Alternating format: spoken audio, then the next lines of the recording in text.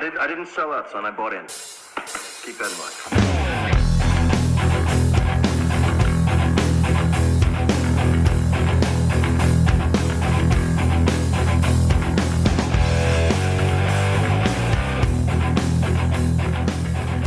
mind. Welcome to the Independent Characters, episode 261. This is Carl. This is Adan. Whoa, look at that. Look at that. Dude, I honestly, we haven't seen each other a lot lately because Right. you've been down Southern California. You were here yesterday for a game. It's just really good to see you. Well, thank you. It's very, very good to be here. It was so cool seeing everybody and being back in the Astronomicon and the game room and stuff. It's been awesome. And it's awesome to have you back on the show. Yeah, I have to see if I can remember how to do this. It's been over 3.5 years, you know? You just talk right into the mic. You're Yeah. fine. Before we get started, let me just say that this show is sponsored by Andrew Pearson and Max Supler, who are two of our patrons. Thanks, guys. And we super appreciate it. It's really keeping the show going, and we really do appreciate your support. So we're also part of the Goonhammer Media Network, so check out media.goonhammer.com for more shows and information. And then I want to talk about this show a little bit and like how it breaks down, because we're actually going to talk about two different topics this show, and usually we have kind of one overarching topic. Right. But first part of the show, after hobby progress and all that, which might go on a while. It might. Somebody was just saying they listened to the Diapers and Dice Bags episode, and they were like, oh, you should add this, that. I think they want us to do a supplemental to it. I'll think about it. But then they were like, I listened to hobby progress from these older, you guys used to get a lot more done. And I'm like, okay, wait to hear this episode. So, Well, it's kind of funny because... and then we hit my episode where I did all the Black Legion stuff. And I was like, hang on, I'm going to go on for 30 minutes, you know? Right. Well, and my older son is now 30. Yeah. So, there is kind of an update because there is like a second phase of gaming. I mean, from diapers to dice bags to diapers again, he has a daughter, right? So it's a grand. It's interesting. Yeah. And the Goonhammer Media Network, it was great to hear Campbell on the show. Yeah. As often as he was. And then also, I'm going to be talking about some Goonhammer content later when we're talking about some of the Crusade stuff. All right. So, so the episode we will talk about initially is really focused around how do you create kind of a single environment in which your games are being played in, and then how do you track that and kind of memorialize games for later on. And so we've got some input there from you too. And then after that, Adan, you have spent the last 4 years? A little over 3.5, yeah. Working at Games Workshop at the Warhammer store and cafe down in Southern California. Correct. And so I wanted to get your perspective on how the operation works, but how it is to work in that operation and what your thoughts are there and what are the benefits and drawbacks. Yeah, spoilers. You don't work there anymore. Yeah, I loved it. Spoilers. I don't work there anymore. Yeah, because I couldn't do this if I did. But yeah. No, okay. It was all awesome. right. So we'll go into both those, but let's first launch into Elite Choice. We have several options here, so I'll go ahead and kick it off. Aditya M from our Discord and his Space Marine 2 inspired Marnius Calgar. So we have mentioned Aditya before, and I think I'm pronouncing the name correctly, but the style in which he is painting these guys. Yeah, the motion and action that you get out of this is... He said this was inspired, so it's 3 Ultramarines, Marnius Calgar and his 2, I think they're Blade Guard veterans is what protects him.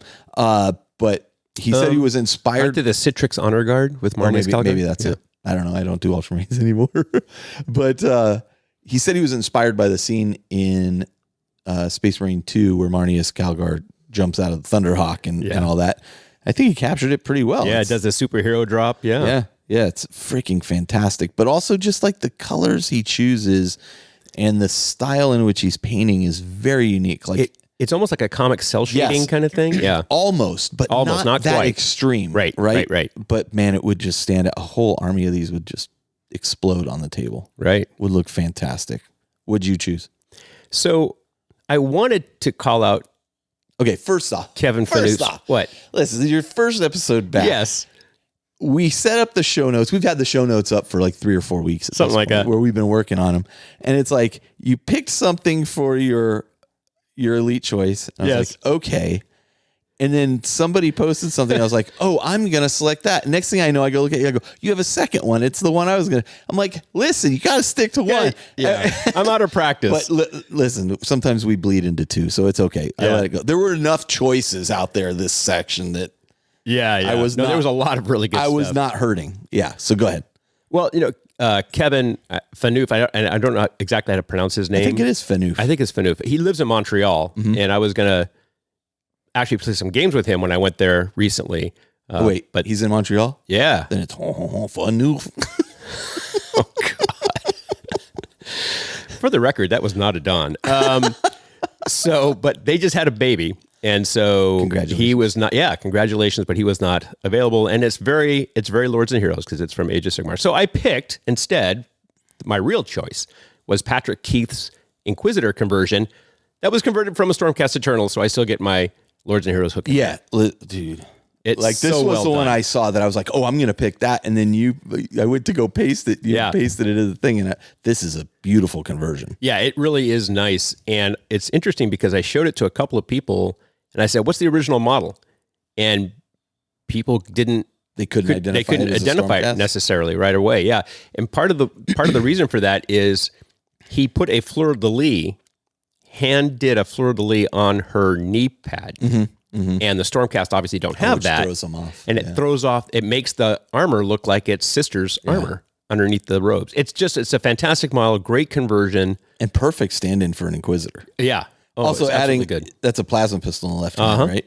Yeah, it looks sick. Yeah. And the big old Inquisitor sword, it's really well done. This is an amazing conversion. And so well painted. Yeah. Very nicely done. Well especially painted. because he did some OSL. Well, I was going to say work in progress photos. Oh, did he? Yeah. So you can see some work in progress about how he converted it. You see the green stuff. You see all this. Awesome. I love seeing that thing. Yeah. You talked about this one of the other episodes about people who have that vision. Yeah. To be able to look at something and go, oh, that could be this. Yeah. I can't do it. Yeah, I'm not real strong in that area either. And so the fact that people are able to do that is really, really cool. I can do it sometimes if I'm riffing with a buddy of mine who's good at it. Yeah. He'll say, oh, we could do this. Say, oh, yeah, then you could put this on. Oh, yeah, then you can put this on. And you can kind of go back and forth. And it's pretty cool. That's how my Bad Moon jet for my Orc army at Grand Narrative last year came up. Yeah. And that's how some of the modifications for the Stampa came up for that as well. It's tricky. I think conversions are tricky. Dave Taylor's super good at it too. Yeah. But I can see other people's conversions and kind of get inspired by them. I remember I saw this one on Reddit a while back where somebody was converting I want to say it was like a kind of Tech Marine dreadnought. Like it was done for it was supposed to be like Perturabo's dreadnought. Yeah, that makes sense. I mean, it looked cool. Yeah. But then they kept adding stuff to it. And at a certain point I was like, it's too busy now. It's too much now, yeah. But and then people were downvoting the heck out of my comment. And I'm like, okay, but I mean, that's my opinion, Right. I mean, I think there is a point where you kind of crest the hill. Yeah. Yeah. You and I have both crested that hill at this point. Wow. I need some conversions on myself. Moving on. The age jokes are starting already. Oh. Yeah, I think it's excellent. Like I said, I went to go paste this in, and I'm like, damn it, Adan. So I'm like, it's good to have you back. And then last but not least is going to be Shell's Kiss. And this is Will Yasui and his Bad Moon's War Boss. I've seen that name come up a few times. Yeah, so I'm going to talk about that in a second here. Yeah. So actually, let me just talk about that right now. Congratulations to Will Yasui, who I wrongfully had assumed we had already put him in the Hall of Legends at this point. I had assumed he was too. He is now. He is now. So long overdue. Congratulations, nice. Will.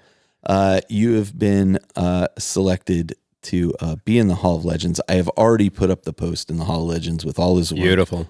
Just great stuff. So you can go to theindependentcharacters.com. You can look under our community section. There is a Hall of Legends in there. But now we can't mention Will anymore. In the Elite Choice. Right. Right. Yeah, it's interesting. I mean, stuff like that for me borders. I mean, it fluctuates back and forth between being inspiring and being really demoralizing. Yeah. I mean, it's good. Great. I think the I work get more is great, inspired by it than anything these days. I think it's great that it gives you really cool little ideas. Yeah. Like on the one that you just picked, which is a Bad Moon War Boss. Yeah. Shell picked that. That's Shell's skills. Yeah. But where he's got the grot on the back firing the gun. That's so good. But he's got a little cactus behind him. Yeah. Little things like that really. Little touches. Yeah. I agree with you. So, however, I also owe a couple of apologies here. I owe an apology to Tom Taylor Big, who, first off, before I apologize, what reminded me of this was he is featured in this month's White Dwarf. Yes, he is. For some of the painting that got him into Hall of Legends a while ago. Yeah. The reason I owe him an apology is because I completely screwed up and he was never sent his personalized shirt. For being in the Hall of Legends. So Shell, you actually just moved them to that chair. They're shipping out Monday because they have to go international. He's in the UK. So now what about Will's? Because Will gets one too now. Will's going to get one as well, except I'm out of his size. I've already communicated with him. I'm doing an order for his sizes. So yet another apology. No, I'm not apologizing to him. I talked to him because I said I actually owe 3 people. Neil Tweed. Also, as we were pulling out the shirts, I found his name tags because I was gonna do Will's, and I'm like, oh, this is the same size. This is that size. Yeah. And I'm like, what's in the pocket? And I'm like, oh my God, it's Neil's shirt too. I haven't sent Neil his shirt. There's actually a third one. Oh, who is it? Can you grab those shirts over there? Hold on a second. Yeah. So I listen, I have no excuse other than being a complete and utter loser here. Oh, Bill. I owe Bill too. So we have 3 shirts. All 3 of these shirts are international shipping. So, but they're going out. I have to go to the post office anyway because I've got prizes from the Hobby Progress Challenge that are international prizes that are going out as well. And speaking of shirts, yep, people should order their Independent Characters t-shirts. No? God, yes? I have so many. Yes, order the t-shirts. So many people that claimed they were going to buy them didn't buy them. We've got... Come on, folks. He needs to get his garage back. And I made a mistake when I ordered the additionals. I think we just have tons of XLs. Uh-oh. Like just tons. I should have ordered We used to call those gamer mediums. 2 XLs. Yeah, we were the large, gamer large, but I've got tons of them. So yeah, if you'd like to order some, that would be great. I still haven't made my money back on the last order. No. So anyway, that's fine. We're using them also for prize support and that kind of thing, but we have to do a small order of various sizes. Right. Because some people that won them during the High Progress Challenge, we don't have those sizes. Oh, okay. We had never had those sizes, or we ran out. Well, I'll talk to you offline. I might buy you another one of myself. So you don't need to buy one. You're a member of the cast. In fact, we need to get you one of these shirts. Oh. Yeah. Nice. So I have to say, I was jealous when the staff started having these really cool shirts. I'm like, no. Well, you're back. Now I'm you back get one. now. Yeah. So yeah. So the only other way is if you're gonna get in the Hall of Legends. It's not happening. None of us are getting in the Hall of Legends. Yeah. So anyway, congratulations to Will Yasui. Yasui. I think I'm pronouncing that right. You talked to him on the phone and you didn't ask him? I did, and I think he said yes. You pronounced it. Okay. Listen, do you know how many people? I know. Okay. But anyway, I apologize to those others. Your stuff is going out to the international people, non-Canadian, international folks that we are shipping Hobby Progress Challenge prizes out to. Those go out this week. We've got them all labeled and everything ready to go. I just have to go to the post office with those because you have to do special the forms. duty things and stuff. Yeah. Right? And to the person that won one of the largest prizes in Australia, I hate you so much. Again, I think we said we would cover up to $20. I'll do 25 there. I'll get the price and get back to that person on what that's going to cost, because that's going to hurt. And we'll figure out if that's worth it, or maybe we figure some other solution out. Maybe I should have to go attend the F1 race in Australia and take. It was a great race. It already happened. Yeah, it was a great race. You went. Yeah. All right. You want to take a break? You want to jump into Hobby Progress? Let's do it. Let's just jump right in. Okay. You know what? In honor of your return, why don't you go first? Oh, my goodness. I get to go first. Yes, sir. Okay, so I had to figure out. No, we don't get 3.5 years of hobby project. That's exactly where I was going to go with this. Yeah. So I decided, okay, I'm just going to go from when the last episode dropped. Sure. Okay. And because, yeah. And by the way, I know that it has been like 3.5-ish weeks, but we're doing another episode next week. So like we're gonna have 2 pretty much back to back. Oh. So I've already got that one planned out. You're not in that one. Oh, I see. But then you'll be in the follow. I see how it is. Well, it's already been planned for a while. Yeah. So okay. All good. So anyway, just since the last episode, Gotcha. I bought and built the new 40K terrain piece called the Autocoral Transmitter. This went in and out so fast I never saw it. Yeah, it went up for pre-order, and I ordered it, and because I thought it looked cool. I actually bought 2 of them because I wanted to build one the way it is. Yeah. But when I look at it, I immediately think this needs to be a conversion into something else. This How needs big to be, is this thing? It's about it's kind 6 of or 7 tiny. inches high and about 3 inches. Oh, wide, okay. 2.5 I thought it inches was like wide. the size of a building. That's what I thought too at first. Yeah. But it's not. Okay. But in any case, it kind of looks like a little like ultra gothic phone booth. Yeah. No, I'm serious. I get you. It kind of does. Like it's like Doctor Who in the booth. yeah. I get it. And if Doctor Who were in the 40s. right, exactly, Yes. exactly. And he is timeless, so it could happen. But anyway, when I saw it, I'm like, oh, this begs to be converted into something else. And so I got 2 of them so I would have it to do other things. All right. Make some custom terrain. I also built the Sand and Bone terrain for Age of Sigmar. It's the new kit for Spearhead, which is the very best way to play Age of Sigmar at the moment. I also bought the Cargo 8 Ridge Hauler. Mm-hmm. And the reason I have that is because I'm doing... So, it's a really long story I'm not going to go into, but my grand narrative army changed. Okay. And I'm now doing Fury Road Orcs. Okay. So if you look at a picture, so the Doof Warrior is the guy who was on the big truck with the guitar with the flame shooting out, and he's on like a bungee cord thing playing the guitar. So that guy's called the Doof Warrior. His big battle wagon thing with all the speakers and stuff, if you put a picture of that side by side with the Ridge Hauler, using that meme from The Office, It's close enough. It's the same picture. This is not, but it's close. Look at the front end. But you can get away with it. Look at the front end. Yeah, that one's square. This one's kind of angled. That one's square. But that one's angled. No, it's not. Oh my God. Anyway. Dude, geometry. So, but it's, they both have 8 wheels. It is a really... Okay, you're right. They both have 8 wheels. Wow. Welcome back. So no, it's gonna. I think I see where you're headed. Yeah, though. Like, and I'm gonna. Yeah, it'll work. And it's going to be my counts as kill rig. Yeah. And one of the reasons that I like that idea is because the Doof Warrior, the War Boy on the kill rig, has his hands spread out, and you can put the guitar in his hands. It would look fine.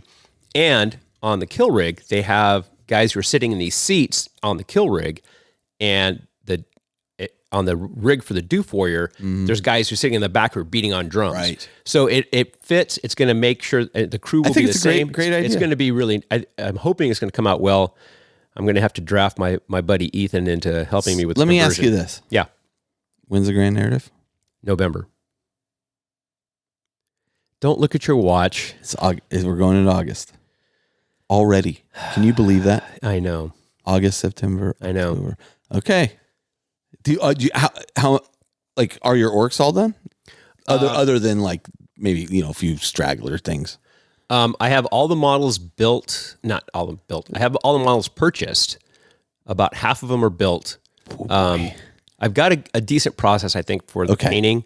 I mean the paint scheme is pretty simple. Okay. If you think of the but I feel like the war boys are all that that pale white. Yeah. But I just feel like orcs are more detailed than most people realize when they go to paint them. Like, I remember trust me, buddy, I did orcs last year for Grand Narrative. Oh, that's true.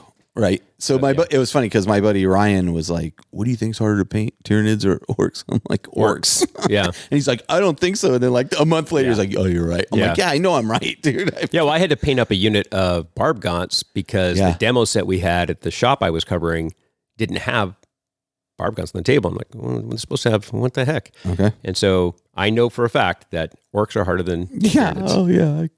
Yeah, I can look at them and tell you that. Yeah. So I was painting up a boarding actions set for a July 4th event that we hosted. It's not like done, but looks good. But it's 4 foot fabulous. So what is 4 foot fabulous? I saw you use that term. I don't know what that means. Oh, from at 4 feet away, it's- it looks fabulous. Okay. It's supposed to be arm's length. You got long arms. Well, because when you're standing at the table, you're 4 feet away. I'm looking at the picture of it and zooming on the picture. It looks fine.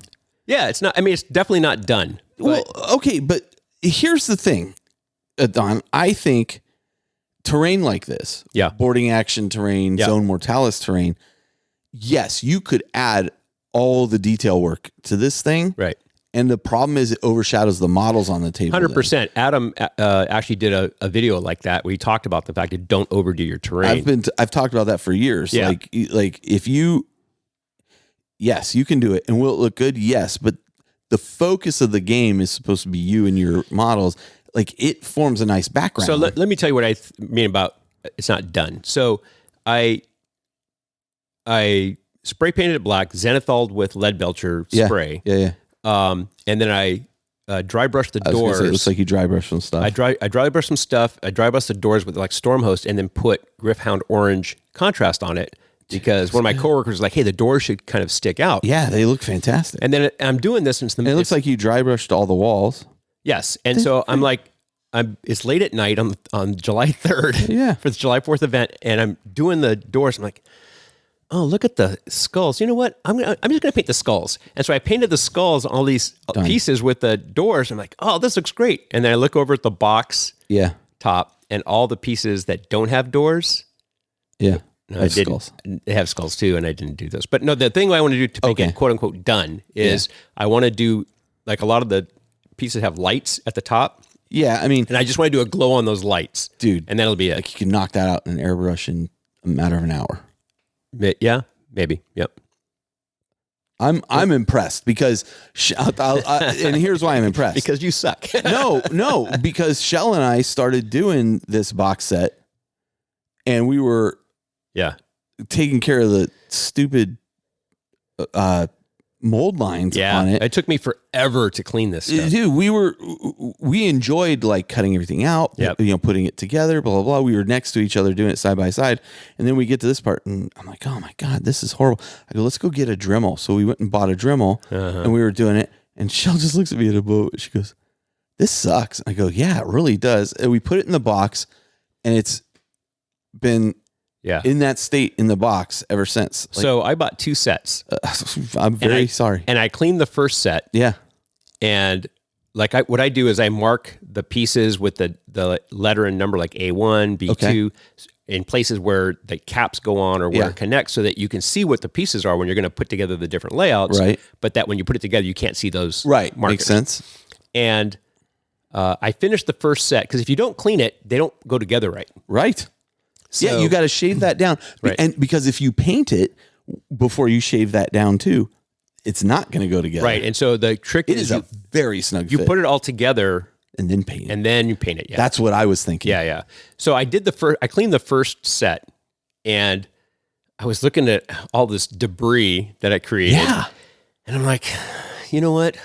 And you run out of steam. I'm not going to do the second set right now. Yeah. I'll paint the first set. And if it really ends up like catching on or whatever, then maybe I'll do the second set. But I have a second set that's still, it's clipped out and it's put together. It's just not. That's ours. Yeah. Clipped out, assembled, glued, whatever needed to be glued. Right. And then that was, it was demoralizing. Yeah. So I stayed up super late. It looks great. No, it does look good. I love playing boarding actions too. It's a great way to play. Yeah, I agreed. And so I stayed up like super late July 3rd for this July 4th event, and then nobody played boarding actions. Anyway, so it looks good. So it didn't get used. Bring it over, let's play.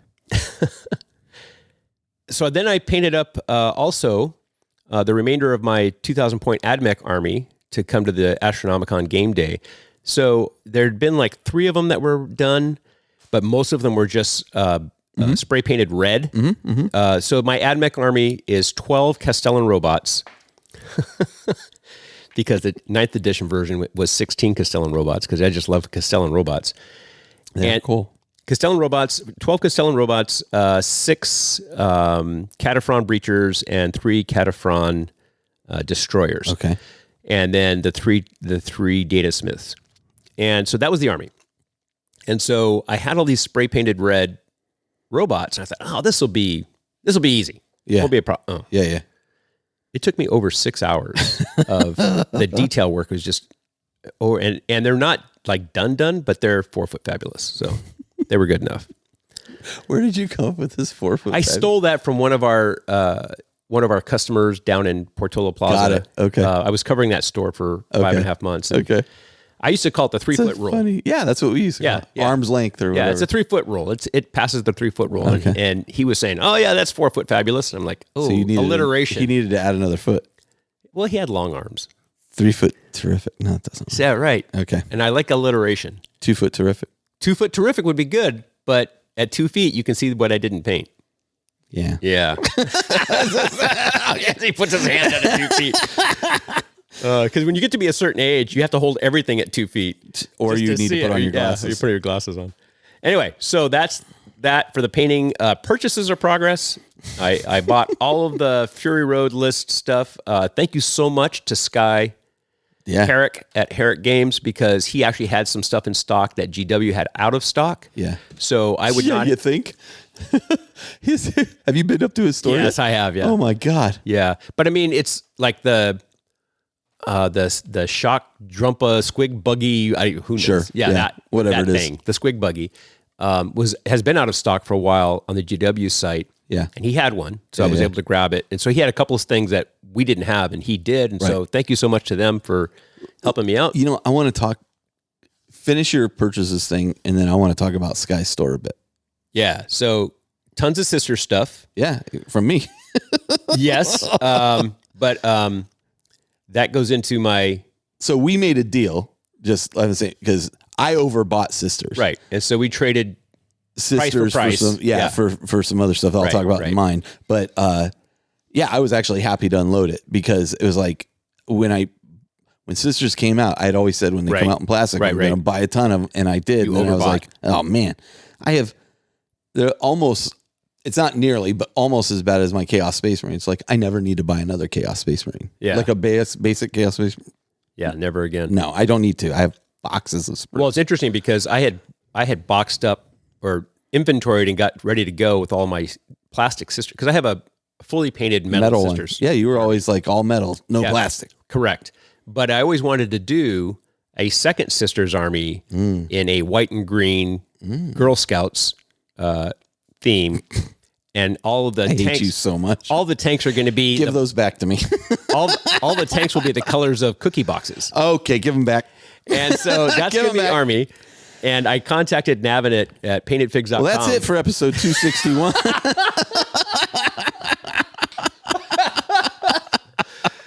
Oh my God. So I'd hit up Navin at paintedfigs.com and I said, hey, this is what I want to do. And he wrote back, he says, this is hilarious. We're all in. And so I had everything boxed up and inventory, and I realized, maybe you can do a podcast with Navin. And I was short some stuff. So the fact that you had this stuff actually filled the slots for my buy list. That works out great. Like I didn't have a castigator. Right. And you kind of have to have one in the list. Yeah. It's a really important anti-tank piece for the sisters. So anyway, got a ton of sister stuff. I didn't end up sending it all to Navin because the Grand Cathay came out, and that's Grand Cathay. So I bought a huge Grand Cathay army. And you overbought. I'll tell you right now, you overbought. When the Grand Cathay came up at the preview at Adepticon, we're sitting in the room. No doubt it is gorgeous. And I'm not going to argue that. I cussed loudly. Because you're like, oh no. Oh no, because I have not played Old World. Yeah. I wasn't going to play Old World. It's like, I don't need to play Old World. I'm done. And then this thing came up, and I'm like, oh no. Yeah.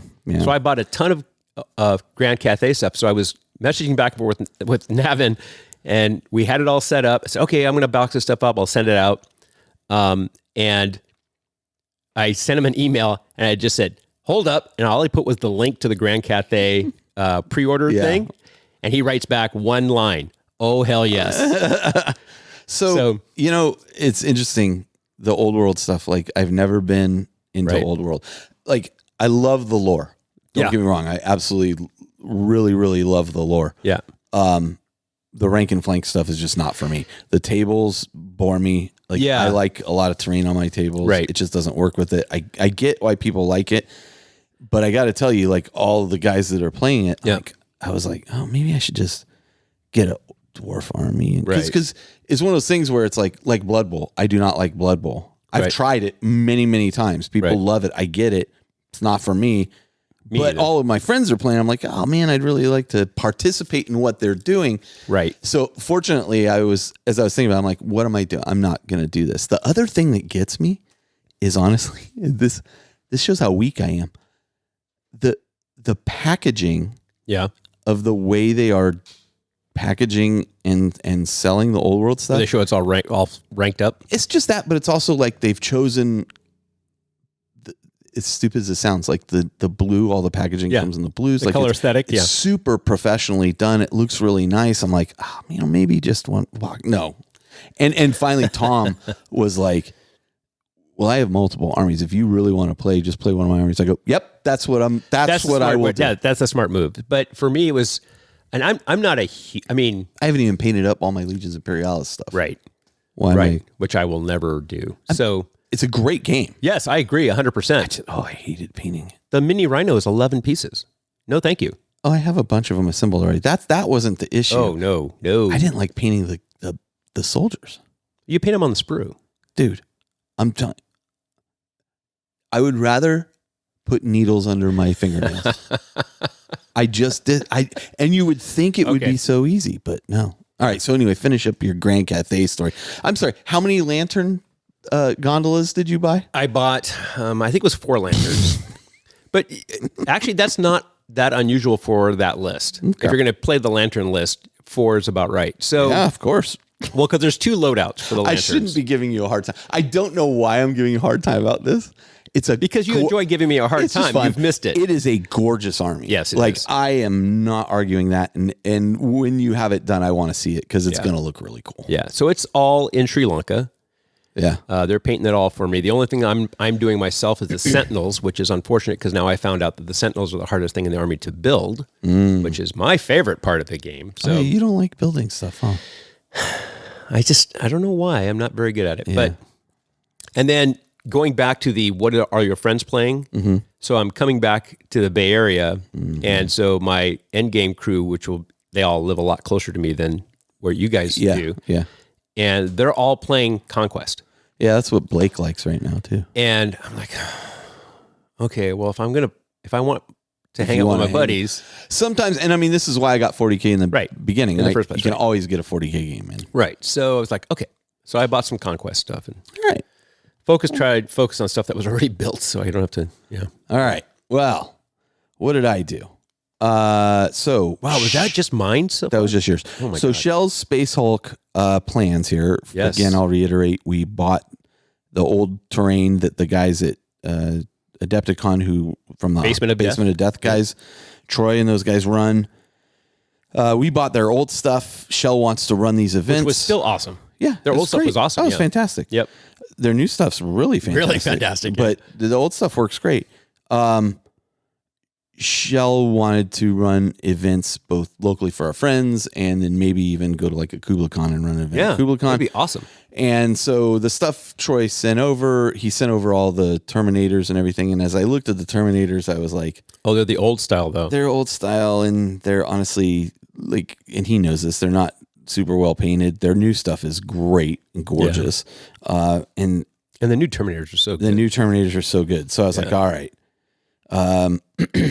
We're going to get Terminators. We'll paint up new Terminators. So, I did the Ultramarine Terminator Chaplain. I got him assembled and the Ultramarine Squad assembled, which leaves me with one extra Terminator on that sprue, which is needed for later because, I then assembled the Inquisitorial Warband, which has a few Death Watch kill team, just Space Marine guys, which are kind of cool the way they have the rules from they can turn more effectively without using because they're trained to fight Xenos. And then there's one Death Watch Terminator that goes with that, which is I had the extra Terminator. And then I got a Death Watch Terminator shoulder pad from Aaron from the old Terminators. Right. It fits perfect. Yeah. They're great. Yep. So I've got him all posed up. I've left the heads out of the Terminators. I love that Inquisitor you did. And I used Victoria Lamb's Inquisitor from Adepticon 2022, I think. Something like that, yeah. Yeah. And it's such a great model. So we have a female Inquisitor leading this band. I gave Shell an option between several different Inquisitors, and she was like, I like this one. I said, okay, let's go with that. Well, that's Shell leading the Terminators right there. There you go. She has the authority of an Inquisitor around here. So then I painted up 24 Gene Stealers for this. Shell and I worked on those. She did a lot of the dry brushing to get them ready. We just slap chop these things and then airbrushed. I don't like the way that you use slap chop as a pejorative.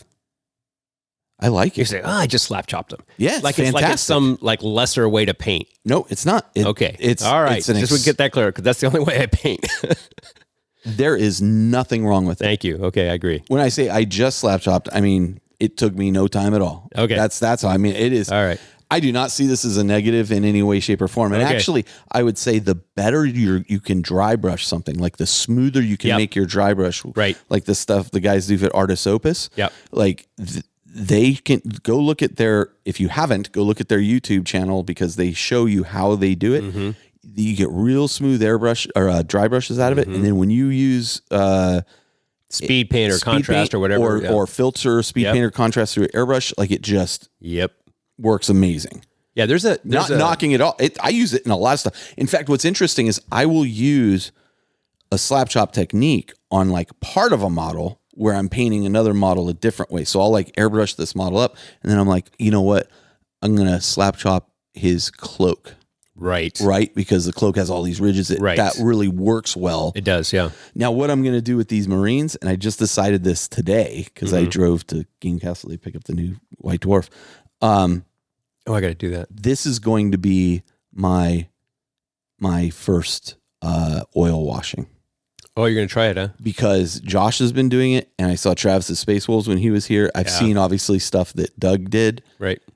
I just got to bite the bullet and do it and stop being lazy about it and learn it. I know it'll be great once I'm done, but I'm going to do all of these Terminators. I don't want to mess around with the mineral spirits. I just don't want to do that. I don't think it'll be that bad.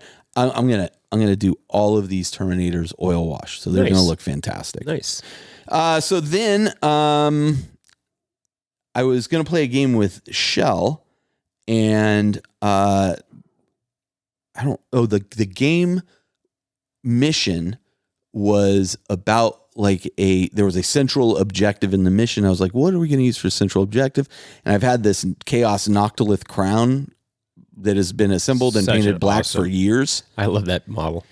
It's been sitting in the bottom cabinet there for years. And I was like, you know what? I'll just paint this thing up real quick. So I get up earlier than she does. Took me like 90 minutes to paint this thing up. There's an Age of Sigmar version of this. Mm-hmm. It's kind of on an angle. Oh yeah. Yeah. It's a beautiful model. It would be a really cool kind of companion to Maybe this. I can see if I can find one of those. But I did I thinned down some white paint. Mm-hmm. And then with that super thin white paint, I kind of just dropped it in all of the symbols in each of the areas. Right into the runes. Yeah. Yeah. I let that dry. And then I just airbrushed over that. Just shot it, with my glow stuff. Yep. The other interesting thing was... What did you use for the glow stuff? What is that? That's just different speed paints. Oh, okay. That I filtered through an airbrush. Okay, so it's not some special paint. It's just a speed paint. Yeah, it's just a speed paint. Yeah, cool. It's the same colors I use on all my power weapons and my plasma weapons for my chaos stuff. And then I painted all metallics on this thing. Mm-hmm. And here's the great thing about this kind of model is like you can be really sloppy with this stuff. So I just got all the metallics on there super quick, and I was like, it needs to look kind of rusty. So the way I do rust is I just super thin down an orange with water. Yep. And then I kind of just dribble it on there. Yep. Now I did that and I was like, oh, it's too much. Like it's oh no. Just dry brush over the top of it. Well, I went to like wipe it off with my thumb and I'm like, oh, well, that's perfect.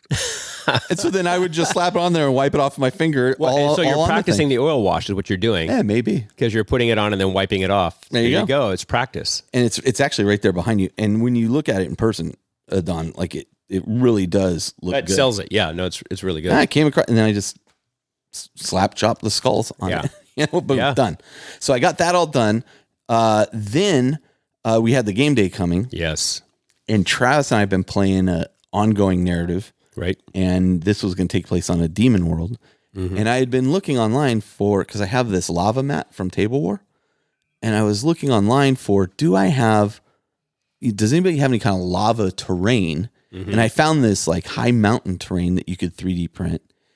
Oh, is that what that is? Okay. Yeah. And so I 3D printed out some of that. I wish I had actually started a couple days earlier because I would have printed more, but I printed out a bunch of this stuff, made kind of a ring around the Noctilith, crown.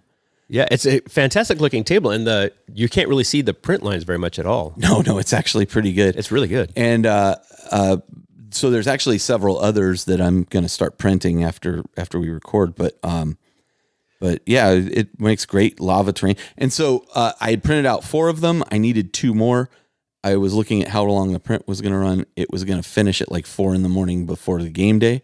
So that finished up. I got up around 7. I knocked out a couple more, added some glow effects to the bottom of them. Yeah, I was going to say, that's one of the things that really sells it is you have that kind of orangey glow effect at the bottom of them, so it looks like they're coming out of the lava. It's all speed paint too. Yeah. I just literally stippled it on there and then touched up a little. Reminds me of the Star Wars Episode 3, where they're fighting over the lava fields. On Mustafar or whatever. There you go. Yeah, with the stone sticking out of it. Yeah. That's exactly what I was going for. Well, you nailed it. It looks great. Yeah.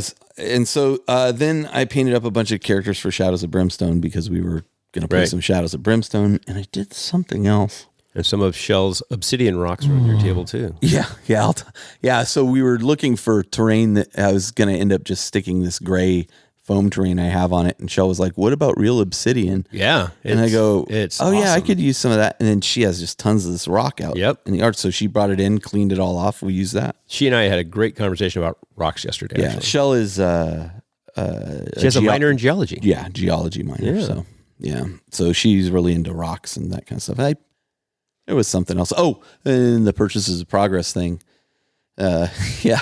Yeah, I'm looking at that Chaos Knights box over there. Yeah, so not only did I get all the Terminators, as well as a squad of Space Wolf Terminators, right? Because those will be in the Space Hulk as well. Got the Chaos Knights Warhound box, and one of the Chaos Knights. Yep. Or War Dogs, yeah. Yep. And then one of the Chaos Knights. I already have 2 Chaos Knights, so that'll be my 3rd. Right. I've got a list for those. So yeah, so the Sisters for the Chaos was kind of the trade that we did, right? Like for like, right? Cost for cost, right? And I actually had to like body check somebody out of the way to get that Chaos Knight. Good job, because it was they are flying off the shelves. Oh my gosh, they're not cheap, dude. I mean, that's one of the things that held me back from doing like a Chaos Knight. It got me a lot of Sisters though. I was just like, good. I was just like, oh my god, these are. Yeah, these are pricey now. Like if you really have to commit and I talked to a bunch of people online. They're like, well, actually, it's a great kit for magnetizing. You can swap all this stuff out. 100%. Like, okay, so I'll probably magnetize this one I'm getting, but I know I'm making a Chaos Abominant out of it. I think that's what it's called. So yeah, I'll have Chaos Knights to go with the rest of my Chaos stuff. But if you think of the cost of a 2,000 point Marine army, and a 2,000 point Knight army, the money cost of it is not that much different. Yeah. No. I mean, I get it. It's just, that was the thing holding me back from doing Chaos Knights. But speaking not as an employee of Games Workshop. But then you and I had this deal, and that was the thing that kind of pushed me over the edge. So. Yeah. All right. Let's talk games played. Let's do that. Before we talk about yesterday, let's do all our others, and then we'll talk about yesterday. Okay. How about that? So I got a 2,000 point game in Necrons versus Chaos Space Marines with Aaron. I log all of these in our sector blog updates on the website, theindependentcharacters.com. So you can go there and you can see that. This was a pretty fantastic game. We had tons of fun, and Aaron and I recorded a section after it that we released on the Patreon about talking about how did the narrative of it make Aaron feel like, I know I'm on board with it, but I'm trying to drag other people into this. And Aaron had some really interesting insights into this, but the game was just fantastic. Game with Aaron's always fun. Right. We had a lot of fun. I want to say this game, I was running my new Chaos Space Marine Demon Engine list with Vastor the Archifane, my converted Vastor the Archifane. It was the first time I'd ever played that list, but we had this really cool narrative where it was like Vastor was coming to this planet that a rogue trader had discovered a long time ago, and then his ship had mysteriously exploded. Mysteriously. And there was supposedly an STC somewhere. So he went, some archaeotech one. Went to this planet and discovers it's not archaeotech, it's Necrons. And so that, shenanigans ensue. That's a really cool story. I mean, because that's that's pretty awesome. I stole part of from the story about the rogue trader. It inspired you. Sure. From the story, I used his name and everything, but it did. From the story in the Rogue Trader role-playing game book about this area, because this is the area we're playing in. Right. This happened. The Rogue Trader went out there, said he found an STC, came back to supposedly get stuff. 3 days later, his ship detonates with him in it, and then the person that succeeds him ends up getting assassinated as well, and nobody ever knows where the STC is. I was like, oh, well, what a fascinating start to the story. Great book. Yep. Then Shell and I played a game, 1,500 point game, Night Lords versus Thousand Suns. So this was the second time I had played my Thousand Suns with the new codex. Mm-hmm. We had also created a scenario around the Thousand Suns and Night Lords. The Night Lords getting into it.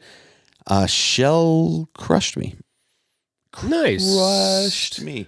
Nice. And this was the first game, and Shell said at the beginning, I don't want you to coach me, answer my questions or coach me. Right. And don't tell me, oh, you need threes. I want to figure it all out. Right. She's got it down.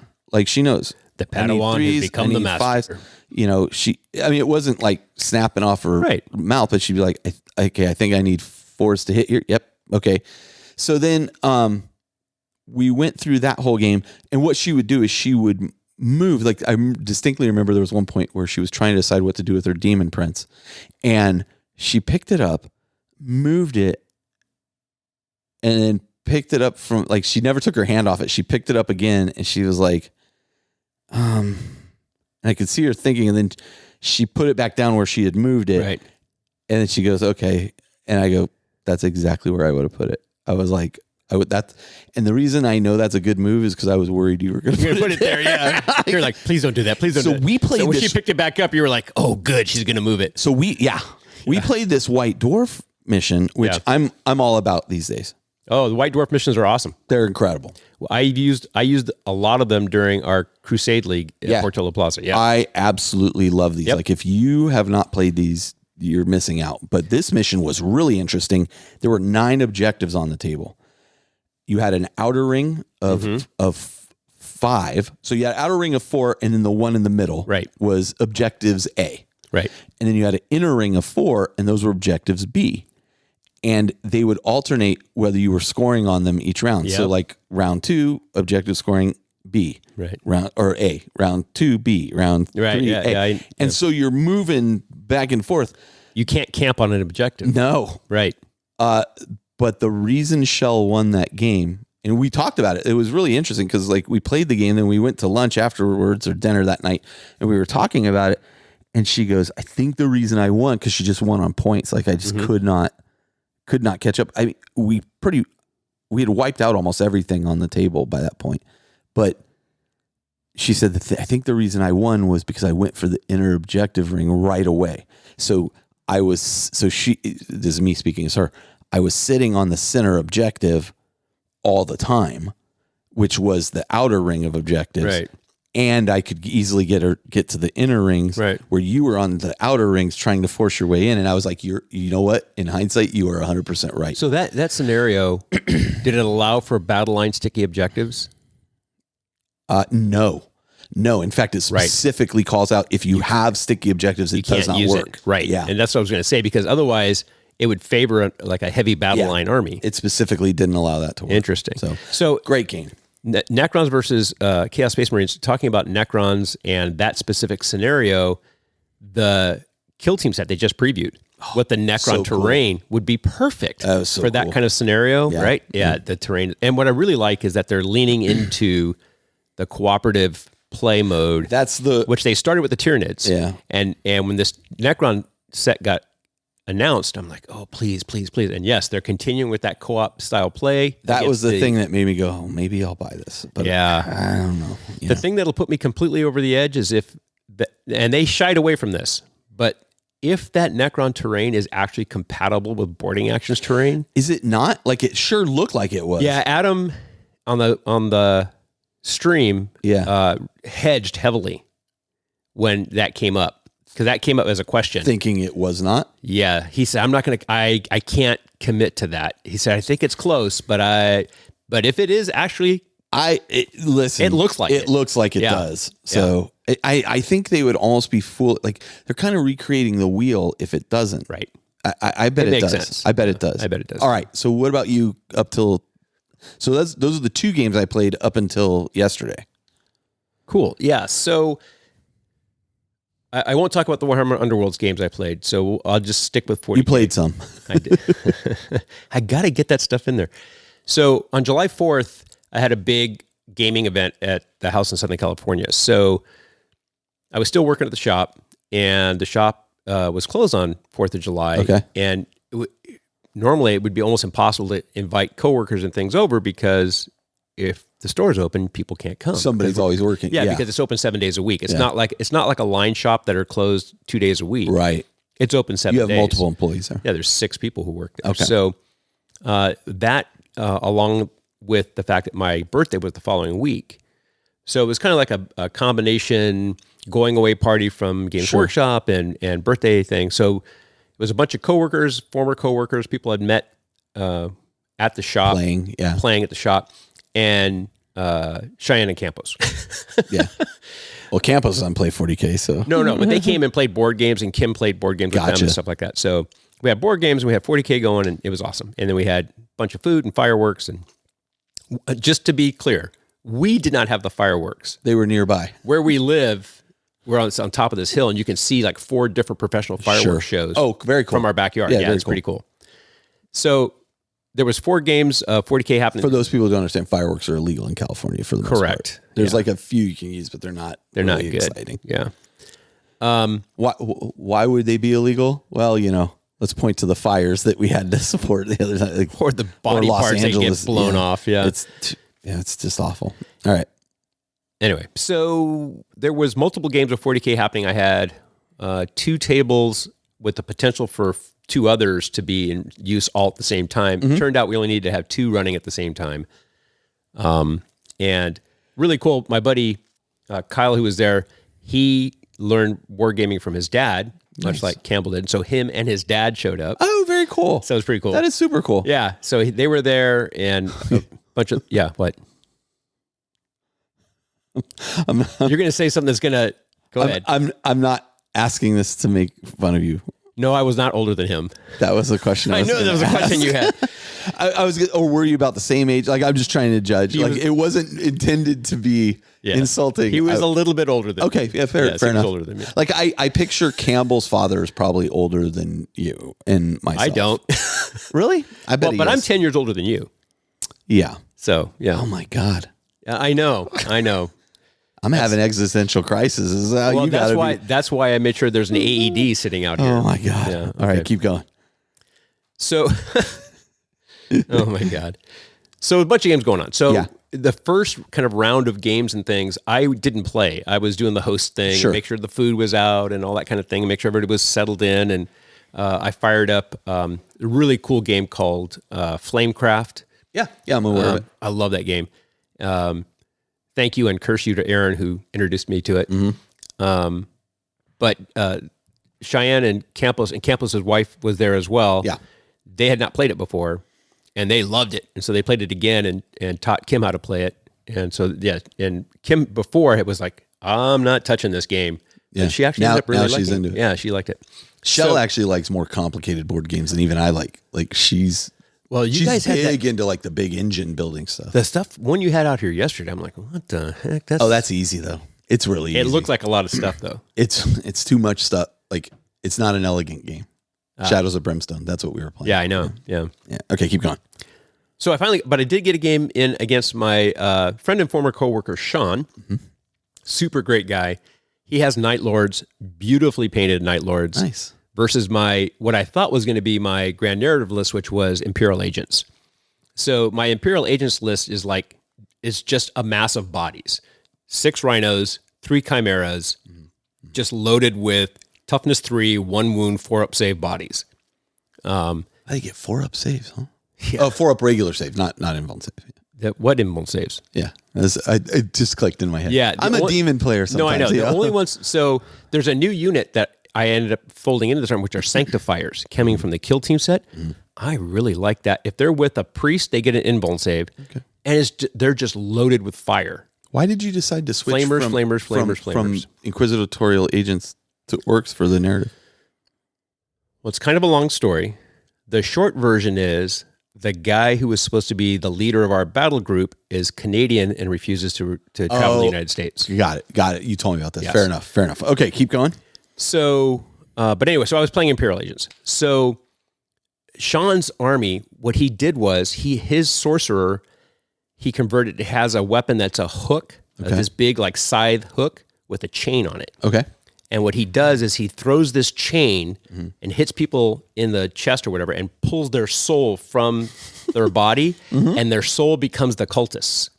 So he used the Night Haunt I thought that was a cool idea. Models from Age of Sigmar as his cultists in this really green glow, and that green glow matches the sorcerer's hook. That's cool. It's a really cool theme, and it looked really neat. And then he has, the Night Lord's, what's the name of the kill team? Nemesis Claw. Yeah. The second most requested kit at the Warhammer Store and Cafe. Not that great of a kit. Like, it looks great. It looks great. Putting it together. That's what I hear. Yeah. But we could not keep it in stock. Oh, no. I can see why. The shipment would come in on a Wednesday. We'd get 3 boxes of it. They'd be gone before we could even post that we had it. I don't even doubt it. Yeah. Yeah. That and the chapter-approved cards. It was always a contest to see which one was going to sell out first. And it was always within 24 hours. Anyway, so really cool board we had set up. We played one of the asymmetric missions from the card deck, which I really liked. And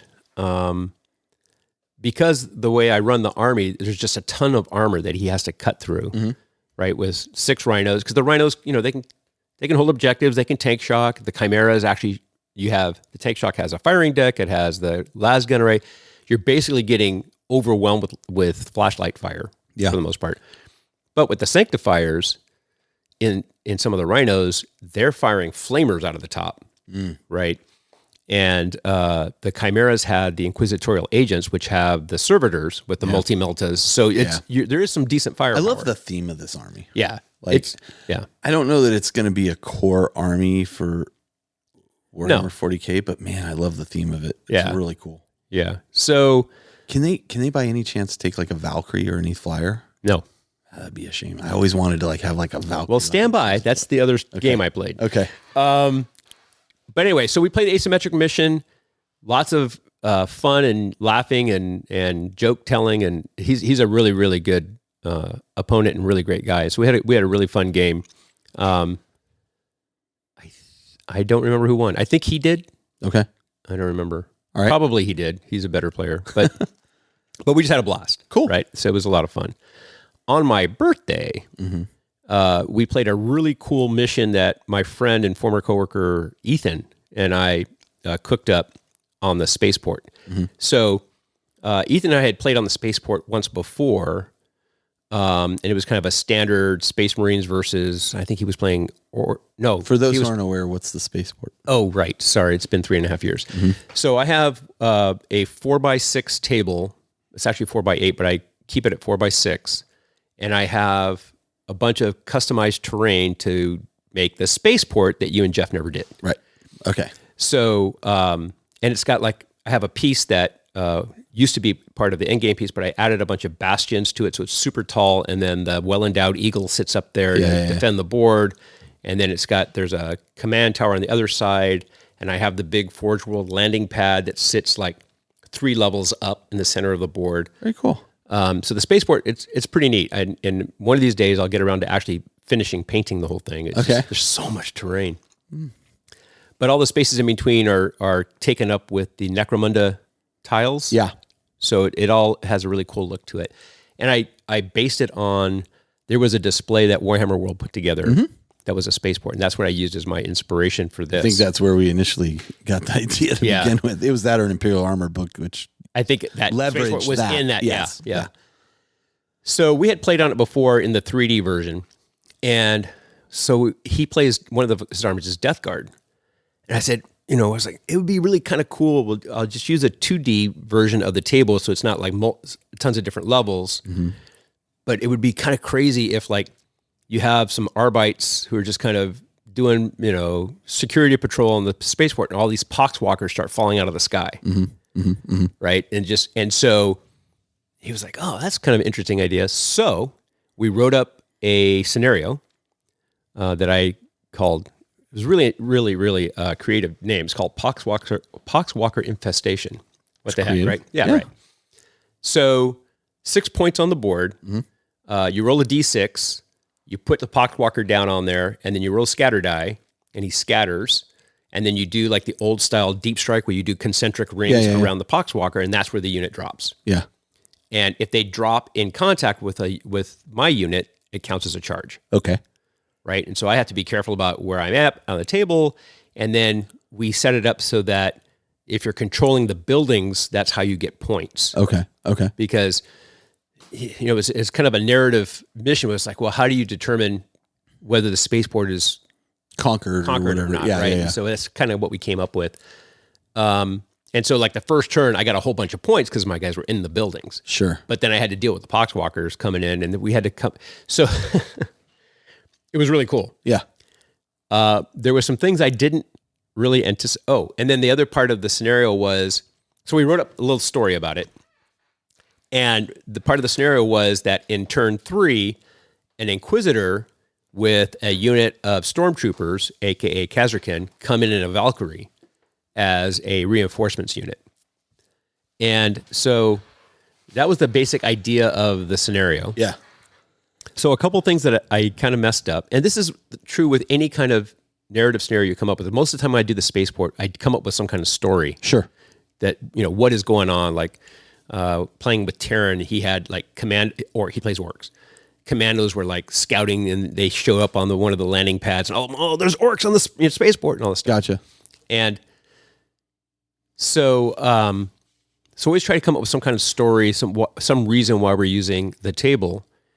And and afterwards, there's always like things that you have to like, oh, well, that didn't work. And okay, so next time we do this, like this is one of the pitfalls of like creating your own missions. Like they're not necessarily, like, you think it's balanced, or you're hoping, this is the effect we want. And then you have to also be a little flexible during the mission sometimes. This is exactly 100%. And be like, okay, wait a minute. This is not going the way we thought. Let's allow you to do this. Right. So, and that came up during the mission, this as well, because in my head, Poxwalkers come down in 10-man units. No, they're 20-man units. And we didn't talk about whether he could attach characters to them. Mm-hmm. So down onto the board drops Typhus with a bunch of Poxwalkers. And I'm like, as he does. I'm like, oh, well, that's not it. Oh, okay. And then he rolls on that tank that can, with the little bombard in it, that can shoot indirect. Yep. That was a lot of fun. So I'm like, okay, this is not really what I was thinking, but roll with it. Yeah. And then originally I had given him like 10% more points because there was also a thing when the Poxwalkers drop, you have to roll as if they're getting out of a exploded transport. So you roll. So you might lose some. Right. Yeah. Okay. Right. Well, losing some out of 10 is different than losing some out of 20. Yeah. And so partway through the second turn, he was like, yeah, you need to add 200 points. Yeah. Reinforcements arrive. Yeah. So we kind of built that in a little bit too. So anyway, but it was a blast. I mean, playing with Ethan is just fun anyway, because we, tell stories and make jokes and laugh about what's going on and that kind of thing, and say, oh, he's like, oh, this scenario, this is really good for me. Yeah, thanks for handing me this. Yeah. But no, it was a lot of fun. And so, and I like, it's interesting listening to y'all talk about these narrative things over the course of the last few episodes. On the one hand, people on the road looking at me like gesticulating at my dashboard and yelling at my car, going, wait a minute. But anyway, So that part, but also that's what I like to do. I like coming up with stories and come up with ideas. You know, why is this happening? Let's figure out what's going on here. I think it's much more engaging than. Would you bring 1,500 points? Here's my list. Okay, here we're fighting. I don't even look at people's lists. We're fighting over ruins. I don't look at people's. I don't look lists at people's anyway. lists. We kind of go over like, here's what I have, and then we move on. If I see something I don't know what it is, kind of like what you do. You're just like, okay, what does that do? Yeah. Or they'll say, okay, let me tell you about my list. It's, you know what? Just tell me when it kills me. I'm good. I'm not too worried about it. Okay, so that was your birthday? Yeah. And then the next time you played was the game day we had here yesterday? Yes, which was a week later. Yeah. Okay. So yesterday here at my house, we had, I think, about 10 folks over.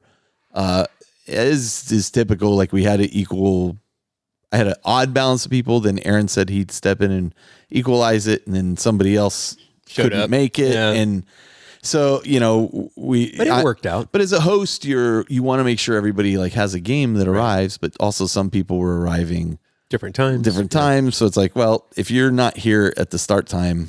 Yeah. And I hold my hand up.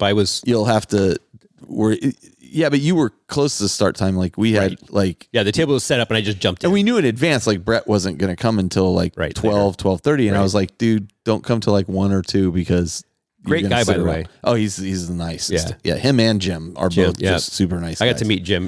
We played against him. Yeah. So Jim and I met at the Maelstrom Mixer. Maelstrom Mixer. Yeah. And we played and he's new there. He came to that trying to meet people. And I was like, dude, I think you will fit in great with our crew. Yep. So even though he's from New York, he's a great guy. So yeah. So we had set this day up originally. It was a very small group, right? Like it kind of expanded. Maybe the next one I won't expand as much. It was part of your quarterly thing. My quarterly thing with Travis. I mean, the impetus for that was that Travis was getting a little frustrated playing Cheyenne all the time. Cheyenne is a much really good player, more, a better player, but also like more competitively minded. He's trying to shift out of that mode a little bit. It's hard to do, right? And so Travis was constantly getting his butt kicked. And at his local stores and stuff, he was playing people didn't have things painted. They weren't even glued to the bases on some, cases. And this is very frustrating for a guy who is working very hard to paint his stuff. So Travis has been playing Space Wolves. I mentioned before. We did one game before. It was a super narrative game. Again, we recorded kind of his thoughts about it for the Patreon after. And the write-up is at independentcharacters.com. On the blog, yeah. And so, along with photos and all that stuff. And so we had a great time. That mission involved the Thousand Suns seeking this knowledge on a ruined planet and the wolves trying to stop them at that point, only to realize the Thousand Suns are trying to like open this gate. And so, again, it was a self-created mission. Turned out very well balanced for what, like, I didn't get a complete success, nor did Travis. Yeah. And is like, if you listen to the interview after, if you're a Patreon member, like Travis, for him, I think it was the first time he'd played a game like that. And he was like, this was awesome. Yes. This is exactly. And so a lot of this was also, well, he's a huge role player too. Oh, big time. And he's really good at it. So it makes sense that it would totally click with him. Yeah, and as I explained it, one of the reasons I don't I play Chaos, I think, and I don't mind losing is because as a dungeon master, right? You talked about that. Yeah, right? I just put out monsters to be killed. I want to win in 40K. I'm not saying I don't, because you're a bad boy, but I don't. But I don't get bent out of shape when I lose. I'm just and in fact, in this case, I was rooting for Travis, in many ways. So we played our second game of this, which we talked about the terrain earlier. Yep. I have to tell you, once I had my Thousand Suns on the terrain and Travis had his beautifully painted space. It looked fantastic. And here's the other thing. So I've talked also on the show about Doug Neal, our friend that passed away. Wonderful guy, super talented in many, many ways. But one of his talents was he was a really good painter. And he had painted up Space Wolves, and there's a video online where he was talking about selecting Space Wolves specifically to play me because he's like, I've never beat Carl. I don't know if that was true. I don't think that's true, but yeah. But we've had some very close games.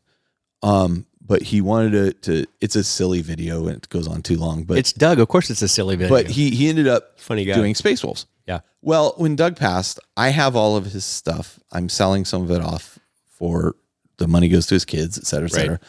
But one of the things I kept the Space Wolves that he had done, and he'd done 3 or 4 guys, Wolf Riders, and then a few squads. Like it was like good 20, 25 models, 26 models, well painted. Yeah. And then talking with Travis, I said, and Travis was also a good friend of Doug's. I said, if I gave these to you, would you use them? Mm-hmm. And when we looked at them, like they are painted, you cannot tell that they're not Travis's. Correct. Like the bases match and everything. Yes, when I was looking at them yesterday, the only thing that I knew was Doug's was the 3 Wolf Riders. Yeah, yeah. And only because I knew that ahead of time, because I made the joke that it was Samina and the girls. Yeah. And right in the so, Travis said, I would absolutely use these in my army right now. And I was like, okay, I would rather, I was keeping them for sentimental reasons. Right. But I would rather you have them and play with them and I get to play against them. Which was the intention for them in the first place. In the first place. Yep. So I gave all that to Travis. He got to use some of them in the game that we played. And so that I think means more. So anyway, once I'd set out my Thousand Suns, he had set out his Space Wolves. Yeah. This was probably the most visually stunning game of 40K I've ever played. It was amazing. And I have played on tables at Warhammer World. Mm-hmm. The colors and the theme around it and everything was just so phenomenal. With that Noctilith crown in the middle. Noctilith crown in the middle, surrounded by kind of an open circle of these, giant. Yeah, go to the website, look at the pictures. It's amazing. So I haven't posted it yet because our internet's down today, but I will post it soon. I think you posted on the Facebook group. I did post in the Facebook group and on our Discord channel. So basically there was, this gate in the center. It's in Tzeentch's realm. It's on a demon world Tzeentch has conquered. So that forced me to use the detachment, which was half demons, half Thousand Suns. Right. And I created a mission from scratch where the gate, we are now fighting on the other side of the gate, right, on the demon world. And the objective here is for the Thousand Suns to push back through the gate. Right. Meanwhile, the Space Wolves are trying to hold the gate so that reinforcements can arrive for our third mission. Right. Because in our third mission, we're going to play 3,000 points, and I knew I wanted to run Magnus, and he wants to run a Knight. Nice. So as this mission, as I wrote it, basically I said they pass through the gate, and because Tzeentch's realm is so bizarre and time is stuttering and all this, we both wind up a distance from the gate, an equal distance from the gate, and now we're trying to push in and secure the gate. The Space Marines we had, that was the primary objective, was being on the gate. You get 5 points each battle round you were on the gate, which just had a regular circular thing underneath it to represent actually capturing it. And then one of those neoprene objectives that I love so much. Yeah, I got the ones from Table War that I use because they have these swirls and stuff. No, it's perfect for the Tzeentch world, So then also the Space Wolves had 2 objective beacon markers that they put within 12 inches of the gate, but at least 10 inches apart from each other. And these were the devices they were using for homing beacons, so calling. They need to turn on the beacons to protect them. Right. Yeah. Cool. And so they would get additional rounds. They get 3 victory points each round if they held both beacons, and 1 victory point for controlling one. I could also destroy them, but only in close combat. Mm-hmm. And then I had for my secondary, I would get 2 victory points at the end of each round, in which I made. They're not psychic tests, but they're called the sorceress. They're like the extra things I now roll 2 dice or 3 dice. Right, like for. dark packs. I can't remember what they're called. Only my coven guys can do them.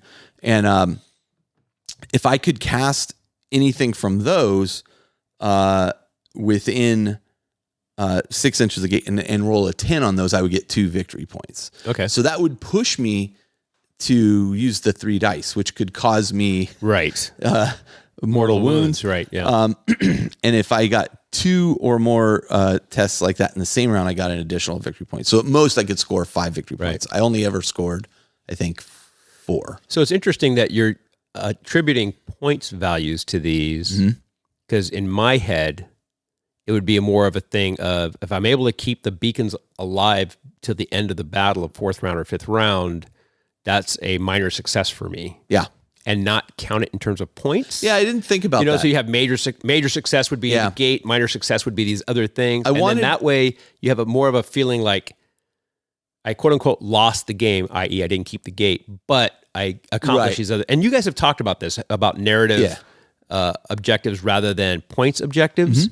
And so I'm surprised that you did this, because you've been talking recently about doing these narrative versions. Yes. So I still wonder if you can do that for the third game. In this one, there's going to be more of that in the third game. Okay, yeah. I wanted for this second mission, again, it's not so much about winning or losing, though, but winning or losing, this determines where the next mission takes place, just story-wise. Yeah. Right? So it wasn't so much, I won, or I lost. won. Yeah. That was, like I said, I was many times rooting for Travis to do very well. Right. As he charged guys, I was like, come on, you got this. You can totally take this guy, Right. And then if you slayed the warlord, you got 4 points for killing the warlord. Okay. I lost my warlord. I don't think he lost his. So I had, this list that had Lord of Change in it, and a few Screamers, some Flamers, and Pink Horrors, 2 10-man squads of Pink Horror. The ones that split? Yeah. Yeah. And then I had like 2 squads of Thousand Suns and Rhinos and some sorcerers with those, and exalted sorcerers with those, and 1 exalted sorcerer on a disc. And then Forge Fiend. It's another popular item is the sorcerer on disc. He's pretty good. People buy a lot of those. The exalted sorcerers on foot. Like mine are magnetized, so I can switch them back and forth. Yeah, smart. The ones on foot, you group them with rubrics, and the rubrics are getting 4 up in vuln saves. Yeah. Plus, I can bring guys back. Yeah. It's a fun list. It pumps out a ton, like thousands, about tons of mortal wounds. Yeah. Like just their psychic might is really, really powerful. Travis. So when we deployed, like I go, okay, that's my last deployment. He goes, I got 5 more uses to deploy. I was like, oh no. I was like, I might be in trouble. The thing I'm really happy about, the game played out.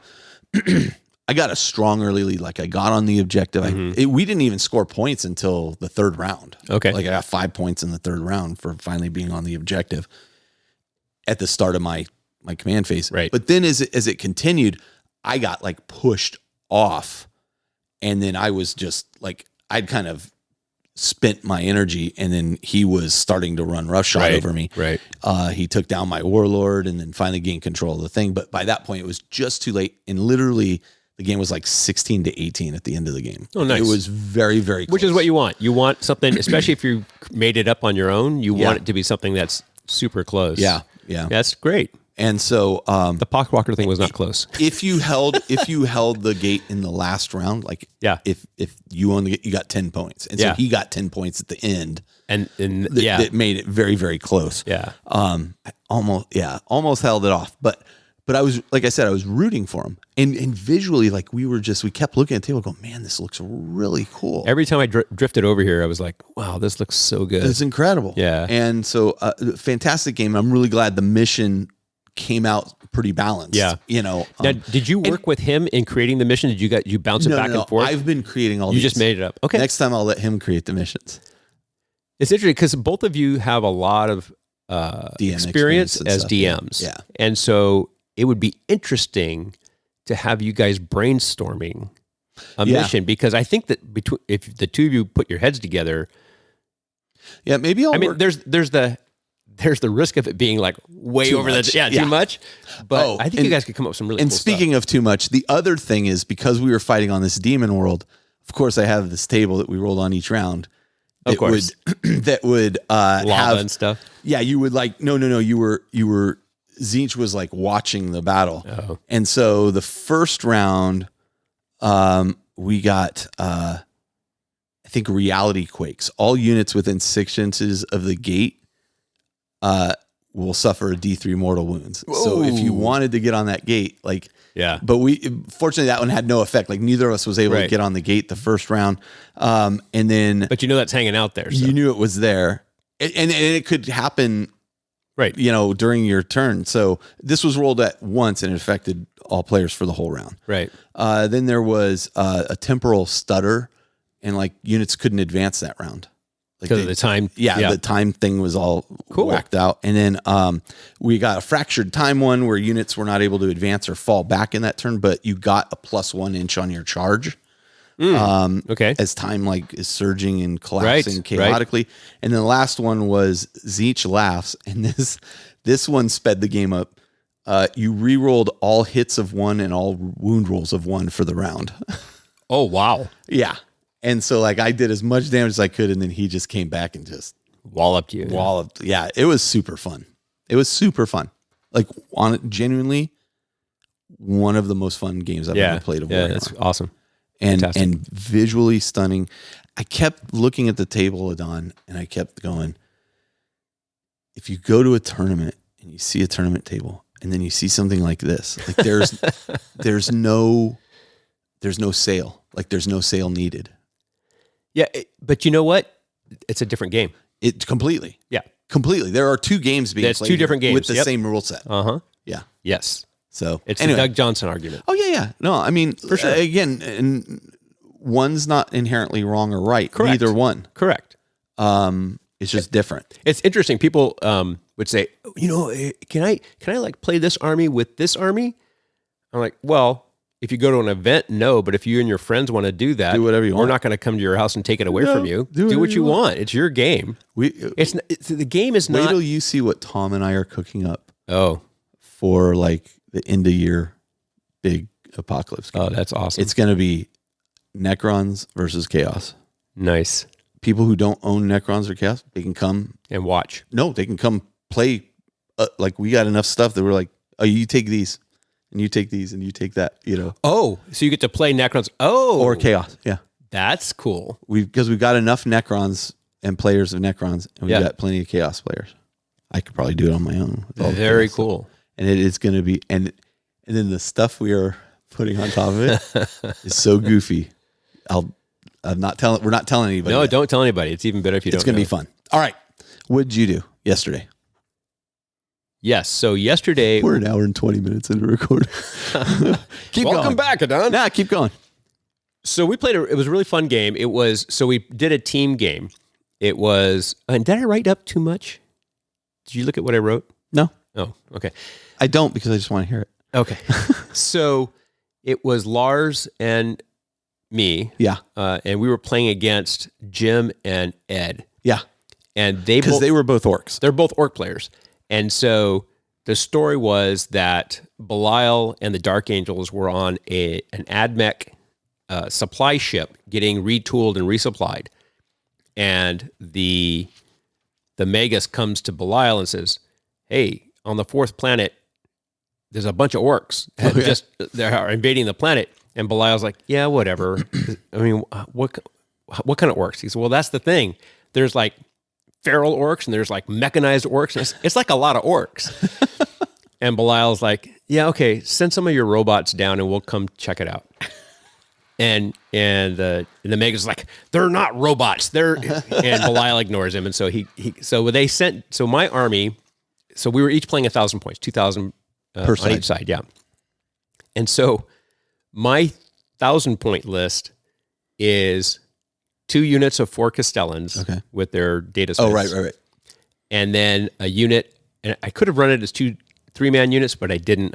For some reason, I ran a 6-man unit of the Cataphren destroyers, the guys on the little tracks. Okay. And the Cyber Kinetica, or whatever it's called, the detachment that you use the Castellans in with the Datasmith is pretty beefy. Okay. Because each turn you have a protocol that you can set. So you can either be like a shooty protocol or a melee protocol. Okay. And with the Datasmith, if you're in the melee protocol, they get extra attacks. The robots do. So, and the robots are like tough 9 and a lot of wounds. They are tough. They're tough. And with and so that detachment makes them even tougher because they get to feel no pain. And anyway, so and Jim's like, these robots are just rude. These robots, they're rude. And then Lars had Belial with some Deathwing Knights, a couple units of bikes, some Blade Guard with a Chappie, standard loadout kind of thing. And then just a random simple unit of Intercessors, which was actually important because they ended up being kind of the action monkeys that we needed for the scenario. So we played with, I think it was the Pariah Nexus deck. It was not the new deck. And the setup was, the mission was where you have the 3 center objectives, and if you're controlling it, you move it back and forth toward your opponent's deployment zone. And it's interesting because you move the objective and you get points for where the objective is. Mm-hmm. You don't have to be controlling it to get those points. Yeah, you're trying to push it into You're their kicking it down the zone. road, basically, yeah. Could you only move your objectives, or could... There's 3 no man's land objectives. Okay. The objectives in your own don't matter. Yeah. You can't get points for them. Right. However, it is a home objective, so those freaking grots kept farming command points. Oh, okay. Yeah, because there was a White Dwarf mission where you had 4 objectives in the center and you'd push them. So White Dwarf missions, they're awesome. Mm-hmm. There's a 40K mission and an AOS mission. Yeah. And you guys have talked several times about, if they had compiled all those missions in a book, it would be awesome. Yeah. How much would you pay for that book? $50? There would currently be 24 missions. No. Just the 40K missions. Yeah, there'd currently be 24. If they got all of them, it's something like around 20. I think they've been doing it for about 2 years now. Okay. Once a month. And, with some other stuff, I'd probably pay $40-$50. And so there's also the AOS one. So here's my thing on it. A subscription to White Dwarf is $90. Mm-hmm. And you're getting 2 missions a month plus all the other content. I'm getting 1 mission a month I'll use. Well, because you don't play both games. Right. But there are those of us who play both games. Okay. And there's other content in there. Anyway, my point is that White Dwarf's a good deal. Well, if you think so. It is. I just upped a subscription for it. So obviously I agree. But yeah. So, so you don't have to sell it anymore. I know. So Jim is running Beast Snagas. Okay. And Ed is running mechanized orcs. It's the detachment where you get 2 wogs. Okay. And so that's what they're playing. And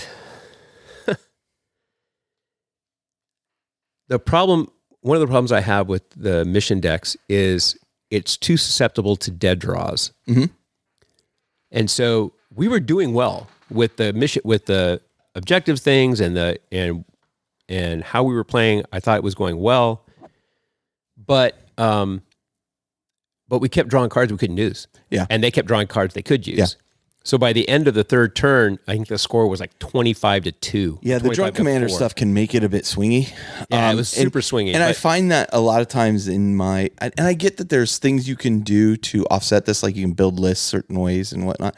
I don't think that deeply about it, to be perfectly honest.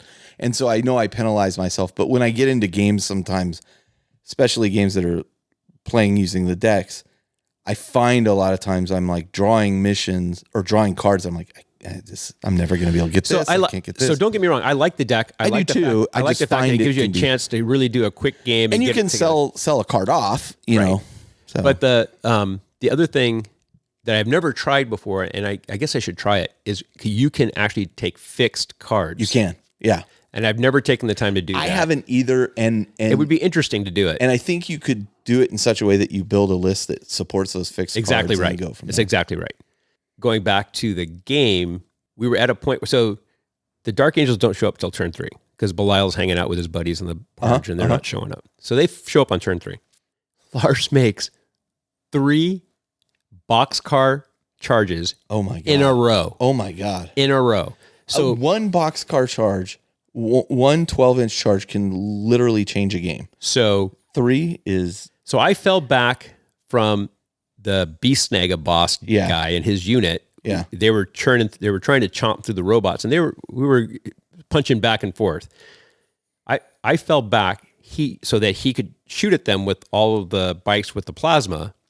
Belial makes a 12-inch charge into that unit with Deathwing Knights. Mm-hmm. Mm-hmm. Both bikes make 12-inch charges into because they deep strike 9 away, right? Yeah. So he needed to roll at least a 9. So he rolls 3 12s in a row. He doesn't kill the unit. Oh my God. And then you hear Cam talk about, a chappie with Blade Guard veterans. Oh yeah, they chew through Marines like they're nothing. Well, guess what? They didn't chew through the orcs with their boss. That's Lars Roland for you. Oh gosh. So the chappie with the Blade Guard fail on one charge with orcs. 3 12-inch charges fail on the other one. And that was basically the game, because he had been able to do those things. Yeah. We had cards that were, kill a unit that started with 25 wounds, and then the other one was kill 2 units in no man's land or something like that. Yeah. But it would have been like a 10-point kick right there. Yeah. Plus, we were moving the objective because he had the intercessor action monkeys. Anyway, as it turns out, there was no way we could catch up. Mm-hmm. Mm-hmm. But super fun. I'd not met Jim before. Yeah. Yeah. I think this is actually the first time almost everybody here met Jim. Yeah. And so he's looking at me like, man, this guy talks a lot. No, I think he played a game with me. We're good. And then playing with Ed is also always awesome. Yeah. And Lars is funny as hell. He is funny. And like you were telling us, take pictures of the board, but don't take any crotch shots. Oh my God. So of course Lars took nothing but crotch shots. All he did was, and then when you asked for him, all he sent you were crotch shots. Crotch shots. I think he took more than that, but no, he did. He sent me another 16 photos that had you was crotch shots. Yeah. I thought that was so funny. And I was joking about it. I said, yeah, you should just take a picture with Belial in front of your crotch. So, of course, he did. Yeah. Anyway, it was pretty funny because when he sent me the pictures, I'm like... And for those who don't know, like the reason we focus on that is because a lot of photos get taken. Yeah. The table sits at about... crotch level. Waist high. And so you often taking pictures with just people's crotches in the background. Yeah. And Lars is like the king of puns and the king of just being silly. I think he's like eternally 14 years old. It's amazing until you're trying to get an actual straight answer out of him for something. When you're like, are you coming to this or not? And he's like, oh, blah, blah. And you're like, can you tell me yes or no? It drives you nuts. Well, I just give Lars my crowd control stare and he'll give me a straight answer. Yeah.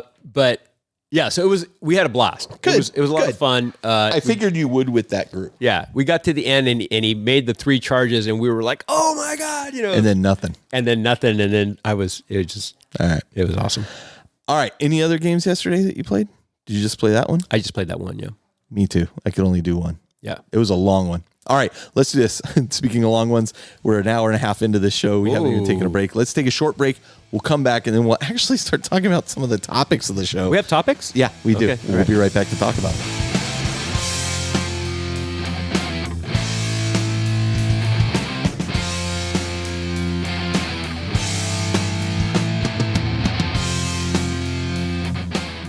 Sorry I'm late, guys. I just finished a tank weathering class with Justin from Hey, Travis, that's great. But Blake and I came up with the greatest event ever. Really? I'm all ears. All right, tell him, Ed. But start with the best part. Okay, it's a 40K GT, and the best part is it takes place on the beach. But I know what you're going to say. How can you enjoy the beach when you're playing all day long? Here's the best part. It's only 2 leisurely 3.5-hour matches per day. Yes, but... Let me stop you right there, Travis. The best part is this is an all-inclusive 4-day, 3-night retreat with lodging and 10 meals included for only $400. I know, because... I haven't got to the best part yet, Travis. The best part is it's in Hawaii. Guys, that's great, but it's already being done.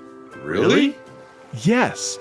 War on the Shore is a GT that takes place from January 8th to the 11th in beautiful Honolulu, Hawaii, and it incorporates everything you've already said.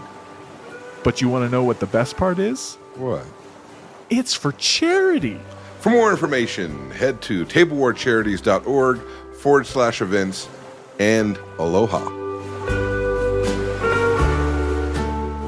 All right, and we're back, and thanks for sticking through.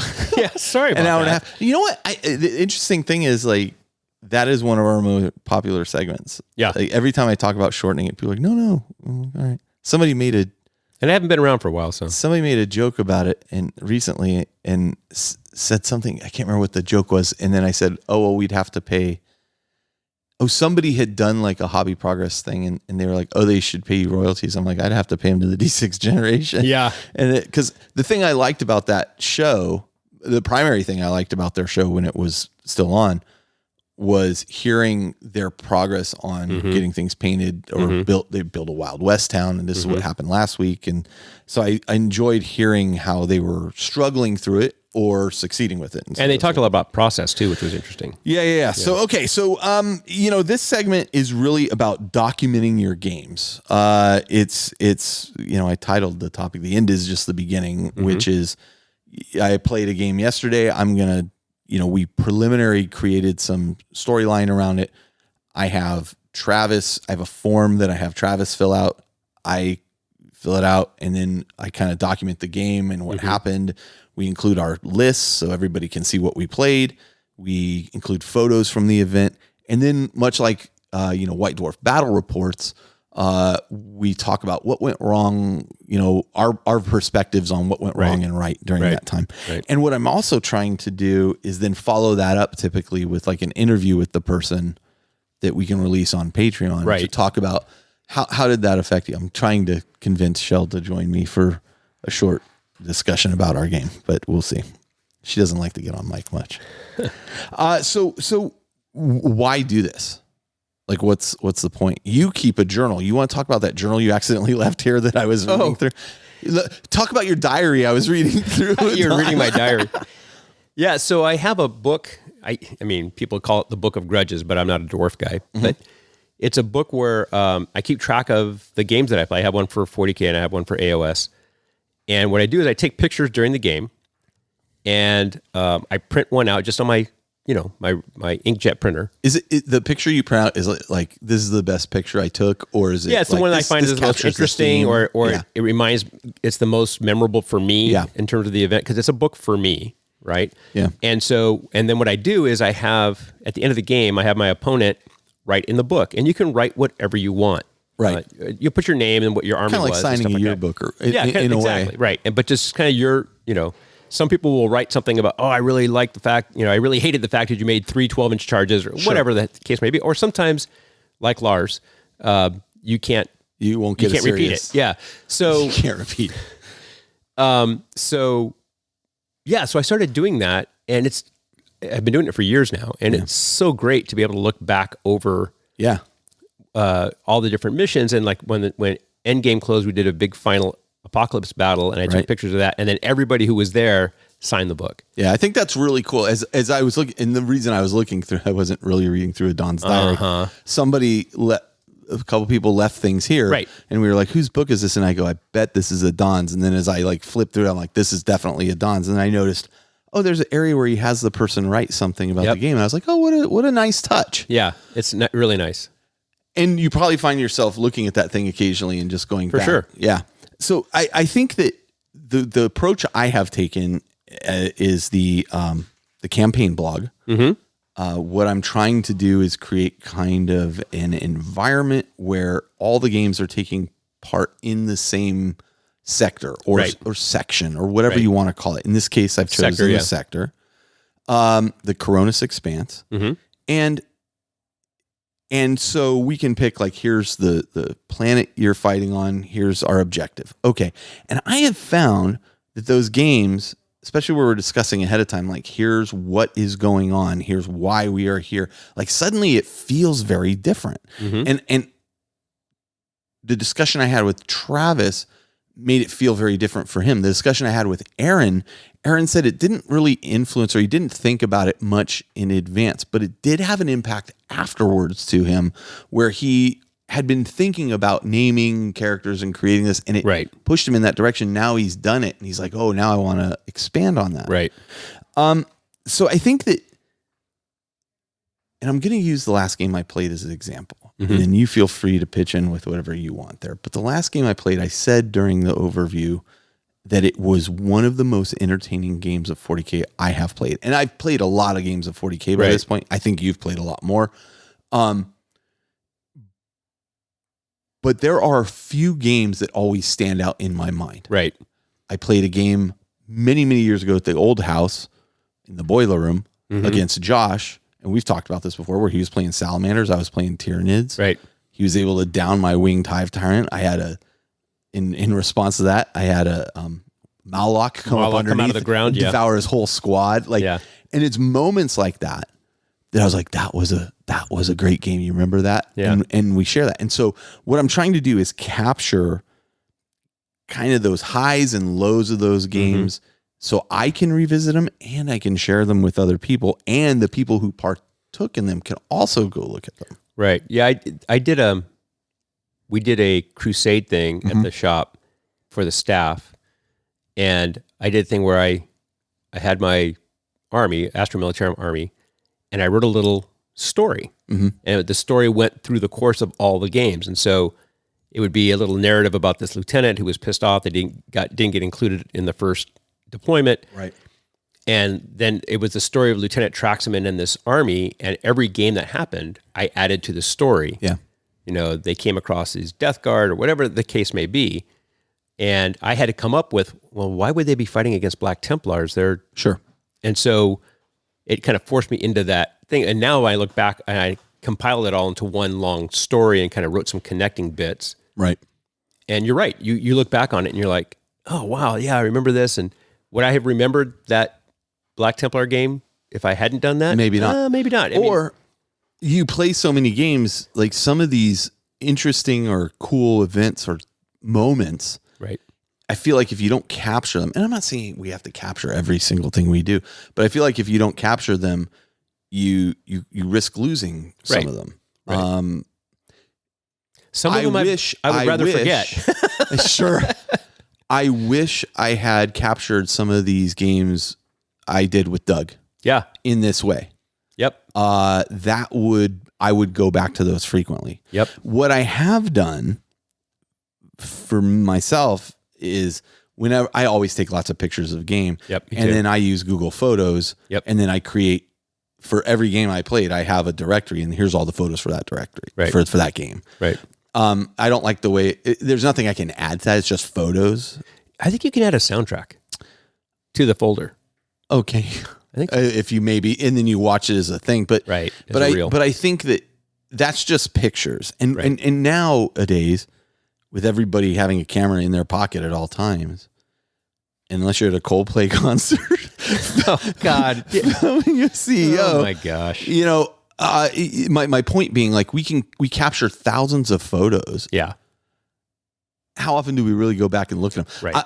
You and I have gone to F1 races, yep, both together and separately, and every time I film the start of the race.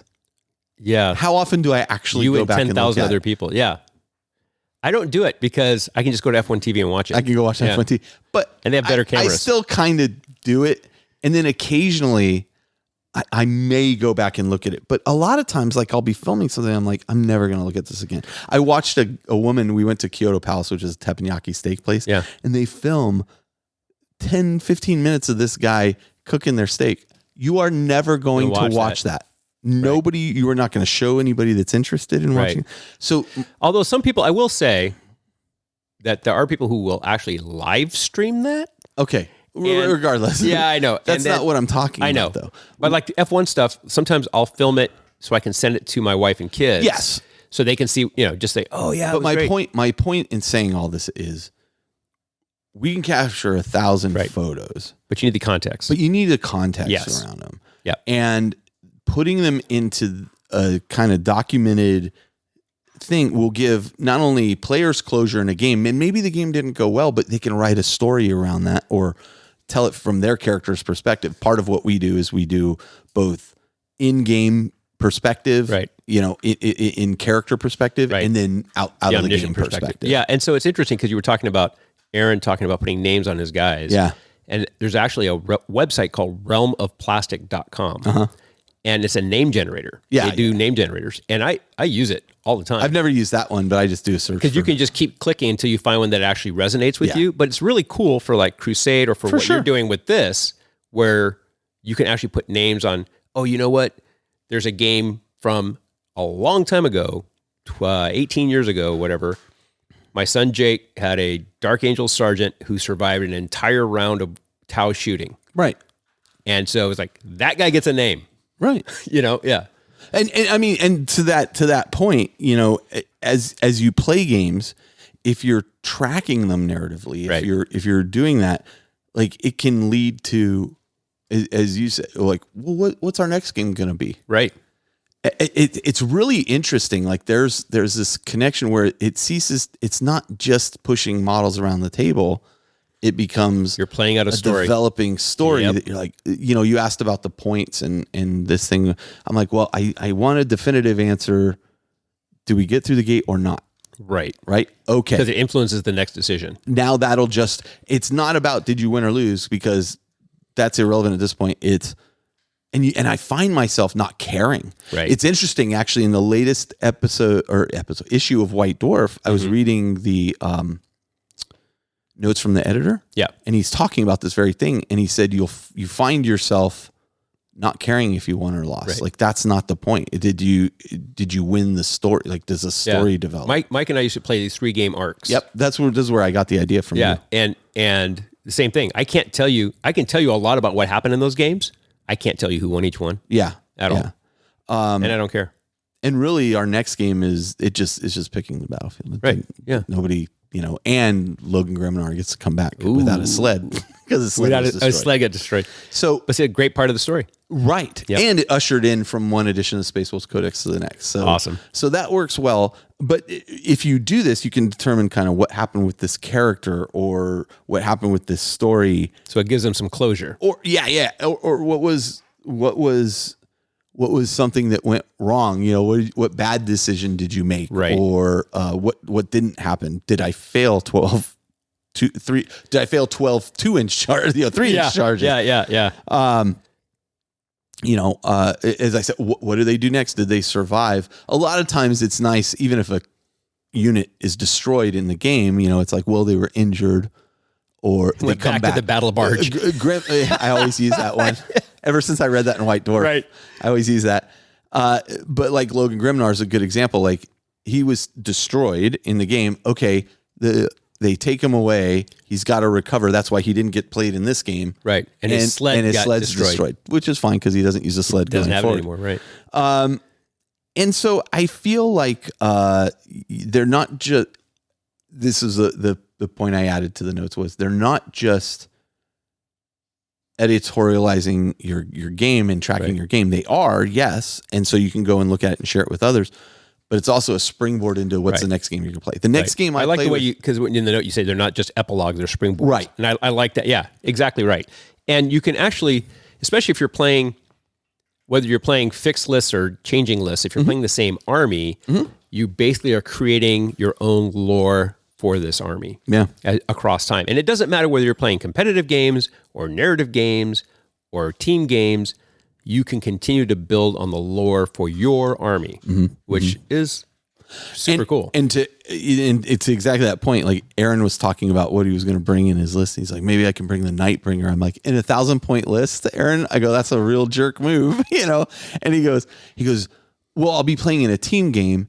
And he goes, plus then it'll be like, oh, look, the Nightbringer is in the area and moving around the sector. And it's like, oh yeah, that's actually kind of cool the way you put that, Well, playing Nightbringer in a 1,000-point list as part of a 2,000-point team game. That's fine, different. as long as they're not double Nightbringer. Right. And then right. Yeah. And then you're buying lunch. But if you were just playing 1,000-point, I feel like. I also feel the game doesn't necessarily scale at 1,000 points without some major discussion. So anyway, seeding the next narrative, like it's not an epilogue, it's a springboard. Right. It's always a continuing story. Right. If you think about it that way, these kind of reports lead to questions of, well, what happens next? Right. In our case, now, typically when we're playing games, you're playing most 40K games. I'm as much as I love them, I'm kind of tired of seeing just ruined cities all the time. Like, it used to be my favorite type of playing. I used to love Cities of Death, especially Cities of Death, which was very different than what is now in play.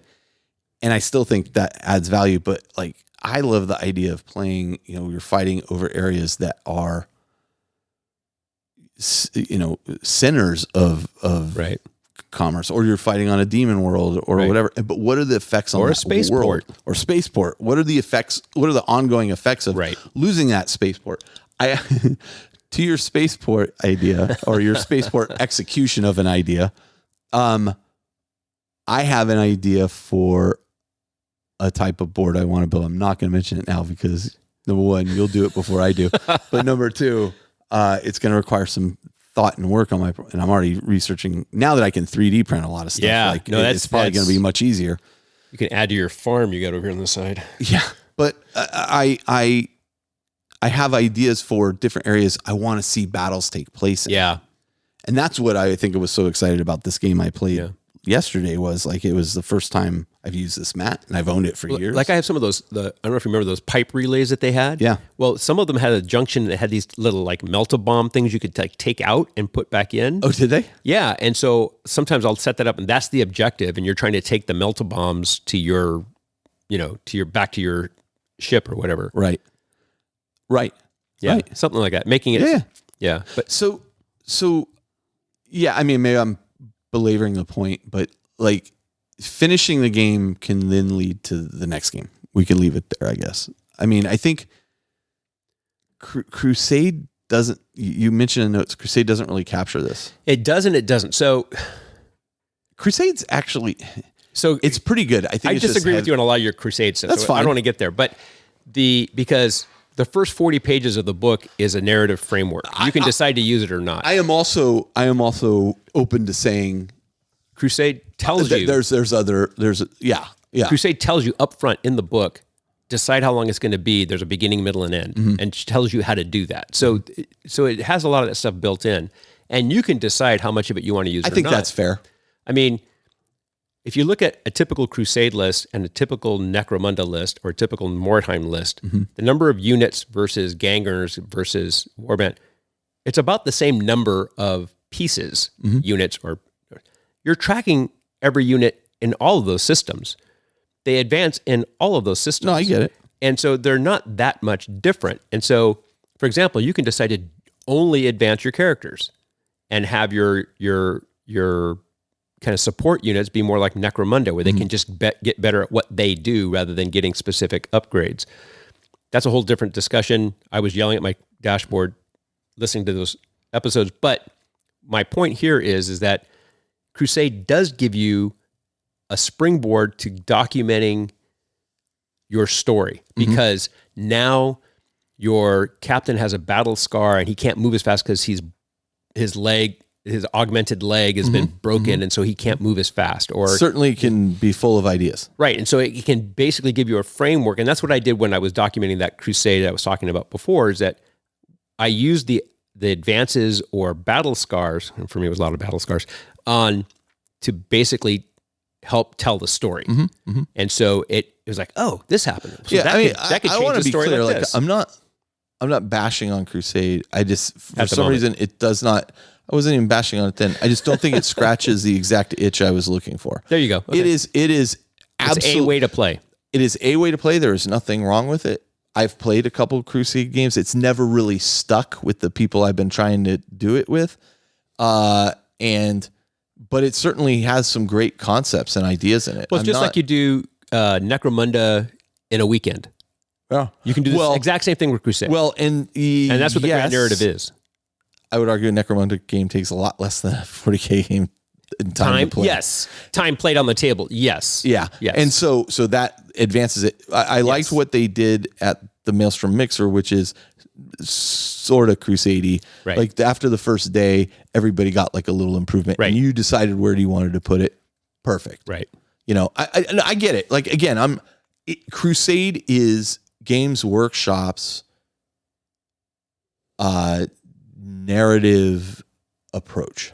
Well, it's not so. And they've actually framework. said this. It's a framework. Yes. What they're doing is they're giving you tools so that you can create the narrative framework you want. I understand. You do not have to follow that book 100%. You can just use the parts of it that resonate with you. Yeah. And it gives you a framework for playing and creating stories for your army, because some people just don't have Not that arguing any of ability. that. And so it's very similar to like Necromunda or Mordheim Very in that similar. way.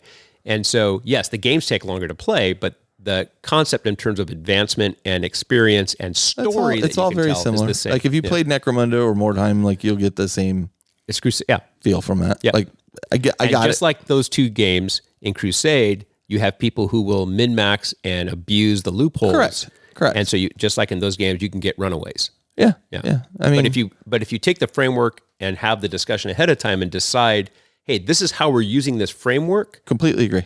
in order to tell the story that we're trying to tell. And so It's not. Here's it. Look, like this isn't the point of the segment, but it's not.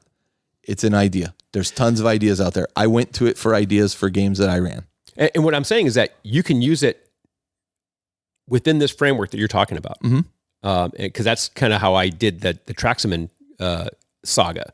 And especially if you were going to run a Crusade campaign or whatever, this would be an excellent way to document that. It's very similar to what we did at Endgame, where you had to write lore for your army. Yeah. And then as we played, we didn't do like unit upgrades, but you had this one thing.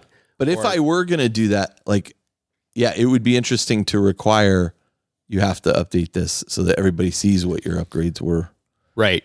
Not for balance, but also for just like, well, they see what your list was. They see, But much like Mails from Mixer at the cafe, we did a narrative structured event where if you're side one, you got these little scrolls. Kind of, you were talking about the scrolls. Yep. We did kind of the similar thing. We didn't have wax seals. We had to use ribbons, but we didn't how have pathetic. I know, right? But we did the whole coffee staining and the whole thing and burned the edges of the paper. But they got some little upgrade, and it was nothing major. It was like that. Yeah, no, you it's can cool. re-roll ones to wound in close combat only, or something like that. So let's go back to again the document part of this. Like, Sorry. Yes, it's okay. I just want to keep us on track because we'll talk Crusade for a while. The documentation of whether it's Crusade, whether it's whatever you're doing, what we're doing, whatever. I think that lends to a ongoing kind of narrative. Yep. And some of these I'm playing Chaos Space Marines, some of these I'm playing Thousand Suns. You can swap between armies, do whatever you want. But what I think kicks it over the top is then going to a shared setting. Yep. Right? The galaxy is massive, and I'm rereading the Priests of Mars, Lords of Mars series right now. And one of the things I always said about that series that I thought was really interesting was they really did a good job of giving you the scope of how large the galaxy was, because they were going off to this uncharted part of it. And a lot of us, we literally cannot comprehend. You cannot comprehend it. It boggles the mind. Right. And that's one of the fascinating things about the stars and blah, blah, blah. So anyway, my point is maybe that's too large of a setting to have kind of a shared narrative. Right. This is why I get frustrated when 40K focuses on individual characters like Dante or whatever. You have big this 100%. galaxy is. Yep. So, but it makes sense when you tighten that viewport a little bit and you go, okay, we're in the sector, which by the way is a massive part of space too, contains multiple stars systems. Yep. Yeah. So, but when you then move it into a shared setting, you have certain things. You have a common map and sector that kind of unifies your stories. If you're doing additional stuff like we are, if you're playing role-playing games and we run them in that sector, we can refer to games that took place, which makes people feel more connected to it. Right. And if you're doing kill team or boarding actions or whatever, it could all be part of that same structure. And one of the things I didn't like, so I like the fact that you had this narrative framework, for example, in the Nachman Gauntlet book, but Sevatar and Celestine, it's like, come on, you can't make up another name for another Night Lord captain. I mean, they have to be there. Yeah, they have to be there. So, but it's okay. I mean, it's some people dig that, right? And that's 100%. But I agree with you. If you have this idea of like we're all fighting in this same area. Even if you're playing a game that you just picked up at the game store, for you, it could still be in that area. Yeah, for sure. Right? So, because you're in your own head kind of thing. Yeah, for sure. I tend to like to share it with my opponent. Oh, yeah, I think 100%. that's where it really elevates. There was a point I was going to make.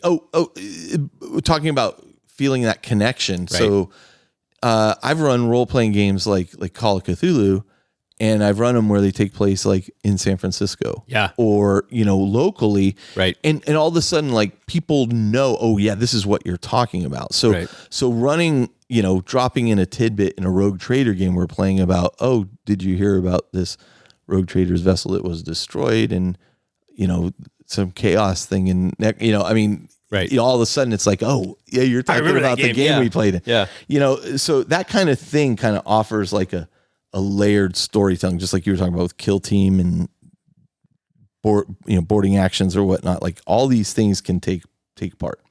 So I think it just offers you more connectivity, and so it requires buy-in. Absolutely, because you're going to have the people who want to do, and some who don't. Captain McDuckface McQuacker. It's like, really, dude? So shall I go, what's your demon prince's name? And she's like, Bob. I'm like, nope. It's not. Yeah. I'm like, nope, it's not. And so then finally she came up with a name, And so you go Realm of Plastic and you get your name. But that's right.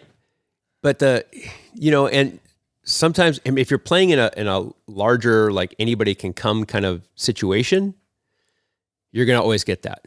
Of course. But just like when you have a role-playing game with 8 players and a DM, you've all bought into what you're doing. You have to be on the same page. And so it's the same thing. It's like, hey, we're going to do this thing. We're going to base it in this thing. If you're in, you're in. If you're not, no shade. But this is interesting. This is an interesting point you bring up, Adan, because so yesterday I put papers on all the tables. Yes. With a QR code on it. Yep. That says, hey, why don't you participate in the larger narrative? Loved it. Here's a QR code you go to. It takes you to the form, the Google form I've created. You fill it out. I will take it from there.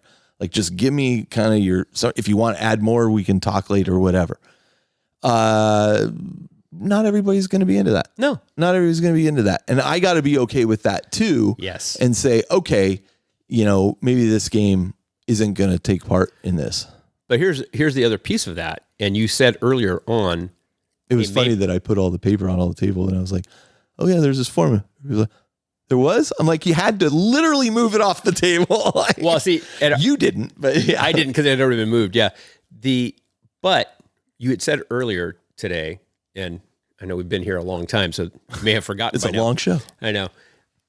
You said earlier, the next game day I don't know if I'm going to be inviting that many people. Well, you actually have a framework for who would be the best people to invite, the people who filled out the people form who want to participate and who want to participate in this style of gaming. Because again, if you don't want to play this kind of game, it doesn't mean you're wrong.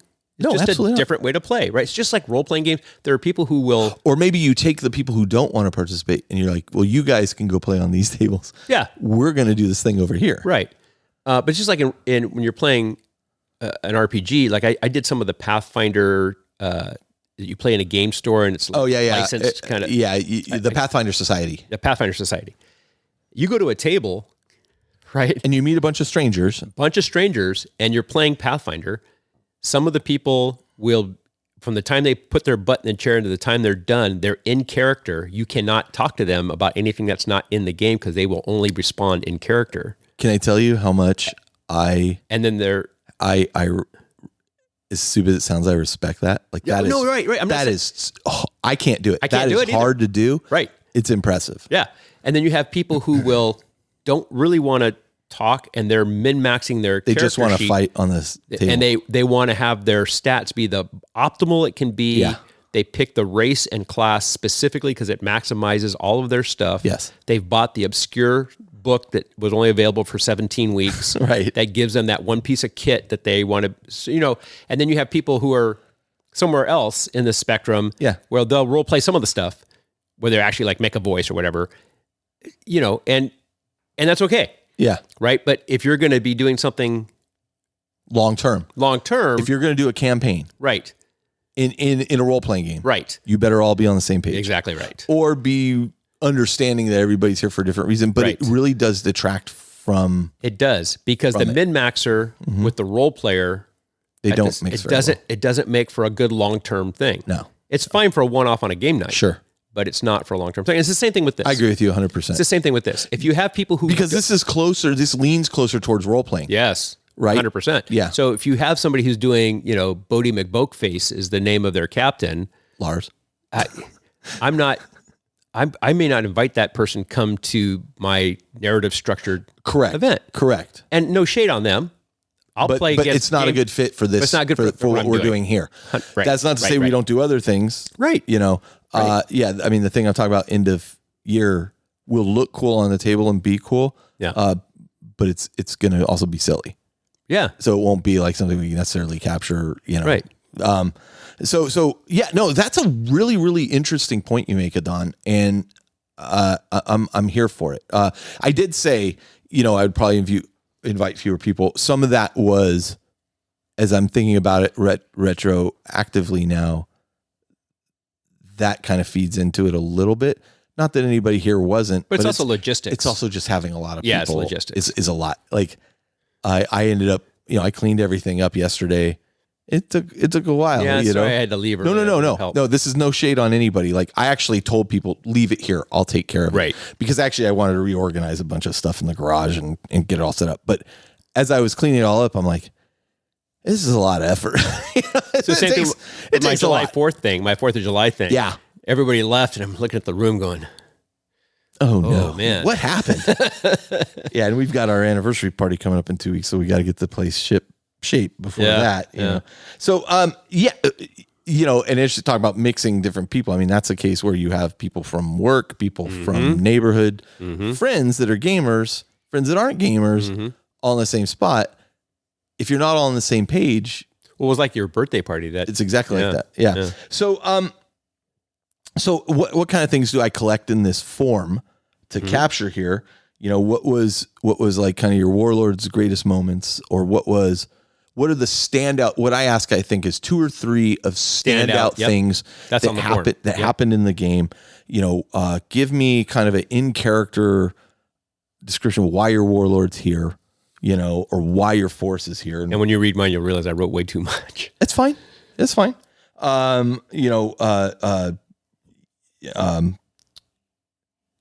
your commander's joining the battle, just to help with the overarching narrative.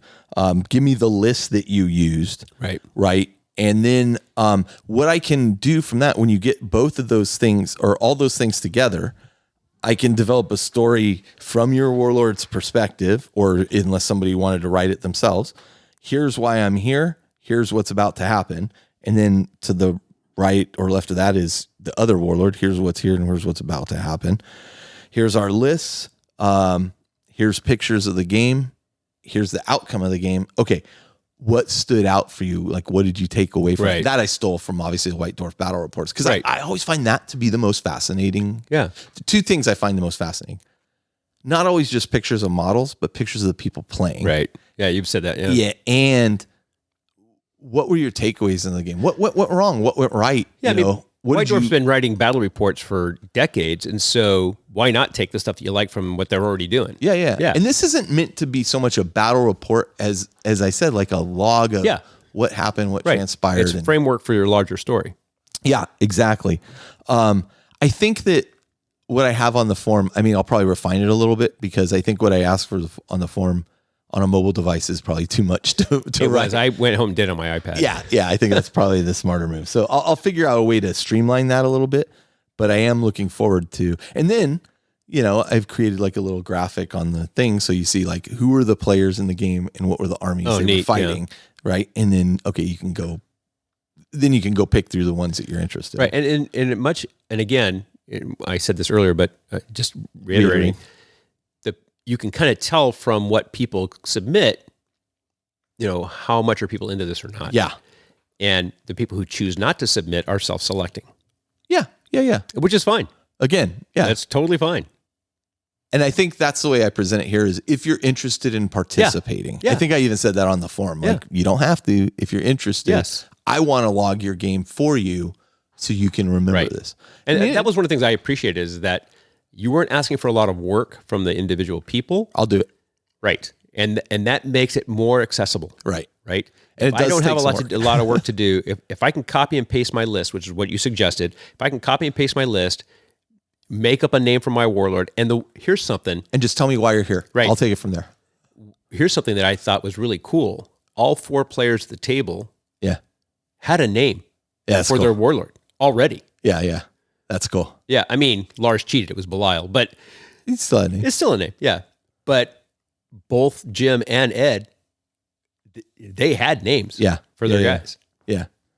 And then, I mean, in a game day like that, if we want to give out some kind of awards or something, but this is not what it was really about. And even the blog is not really about like rewarding. The rewarding factor comes from just being able to go back. It is rewarding to be able to go back. It's just like I think so. It's just like my book. It's rewarding to be able to go back through and see and remember the things that you did because what I'm doing is a very, very, very, very small version of what you're talking about. Yeah, your book is very interesting, like in that regard. Like, but the spirit is the same. Right. Yeah. The spirit is the same. There you go.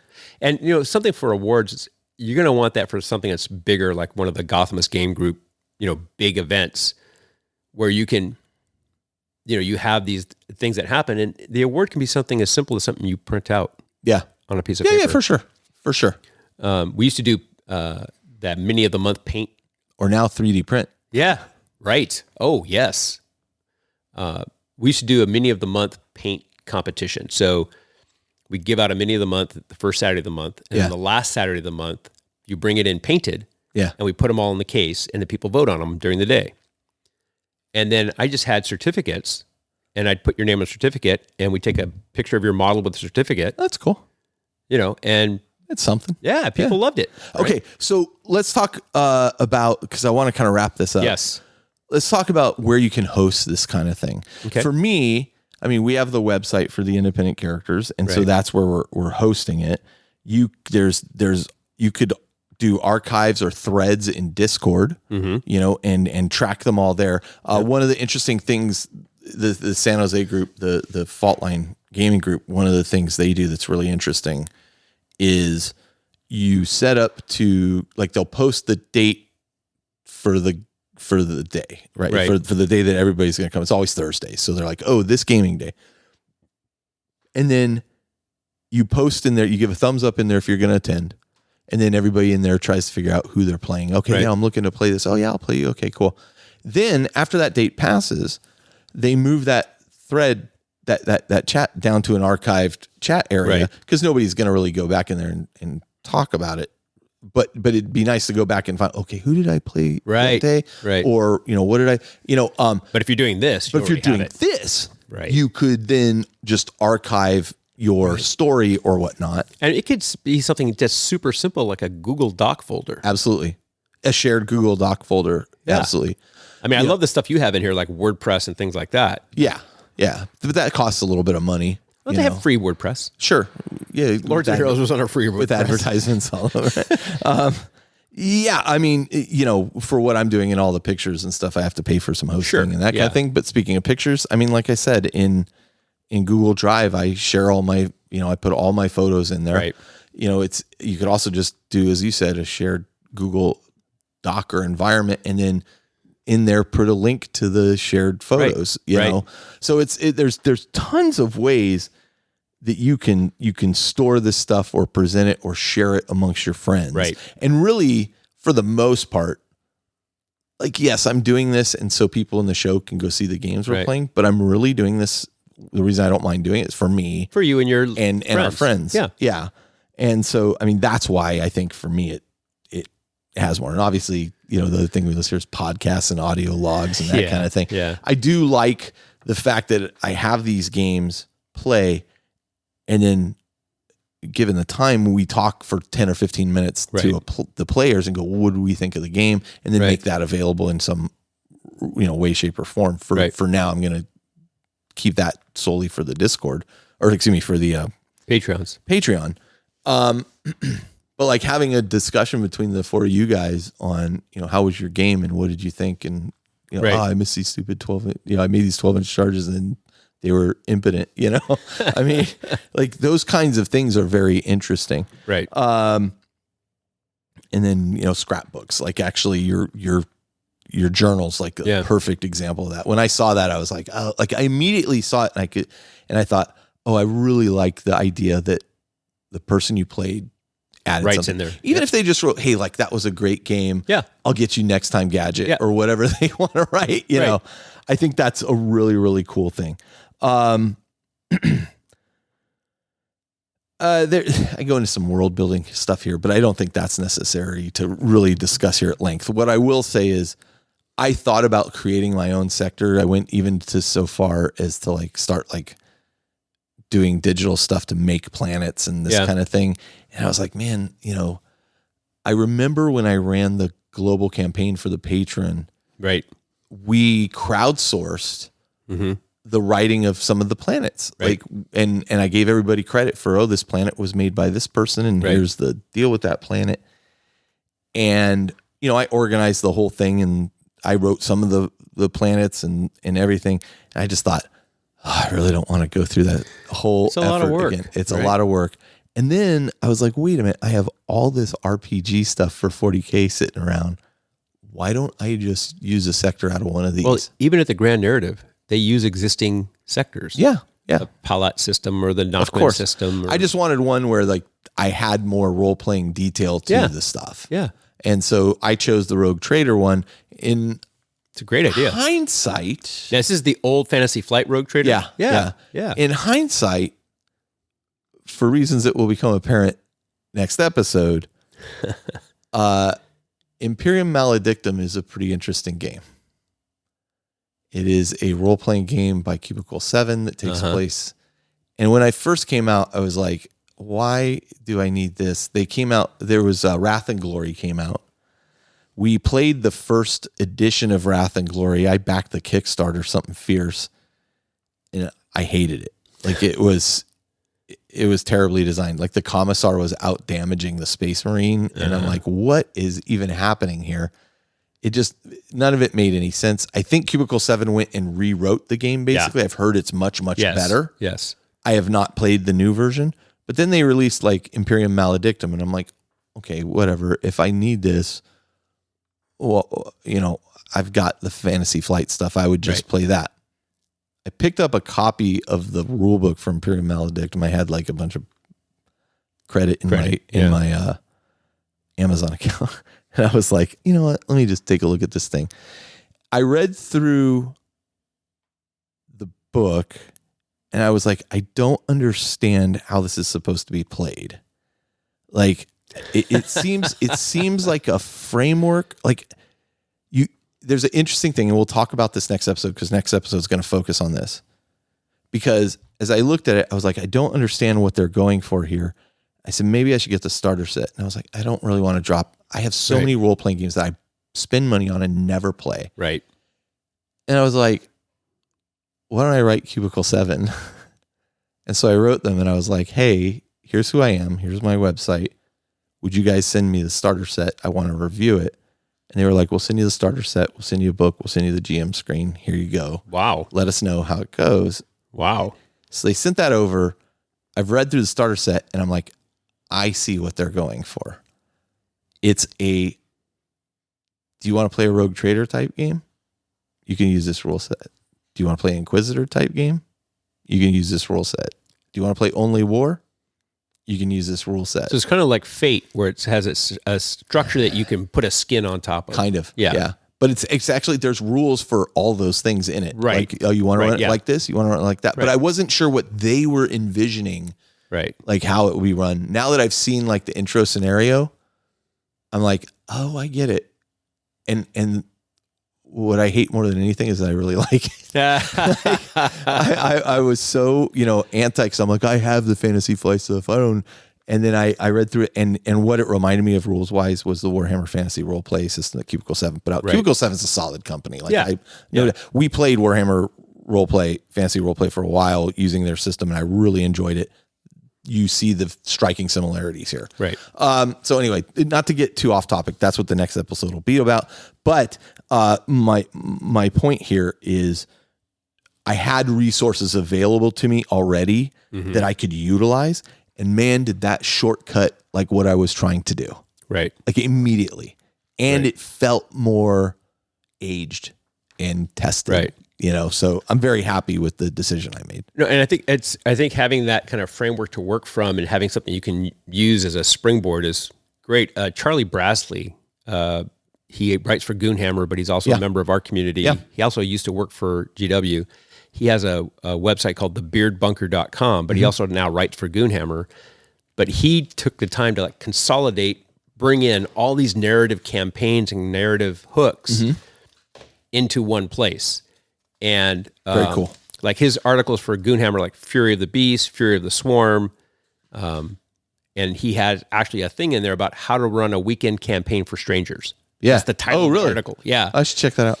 And so Charlie has some great information in there, and He's a smart dude. yeah, and I really like the effort that he's taken to consolidate all this Yeah, I love it.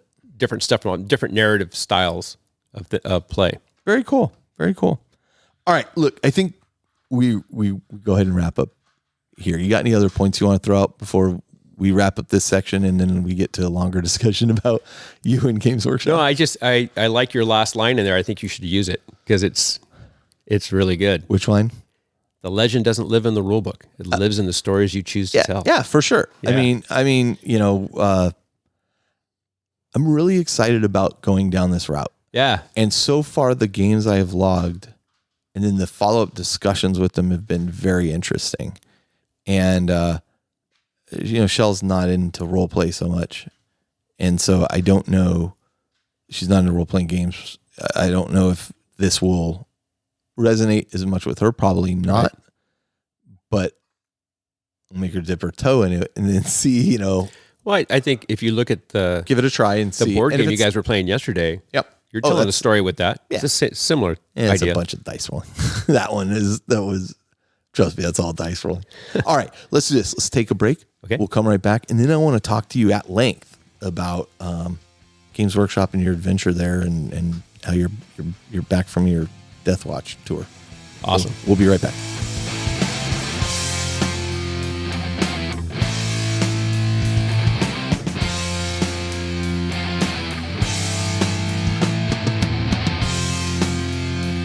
All right, and we're back.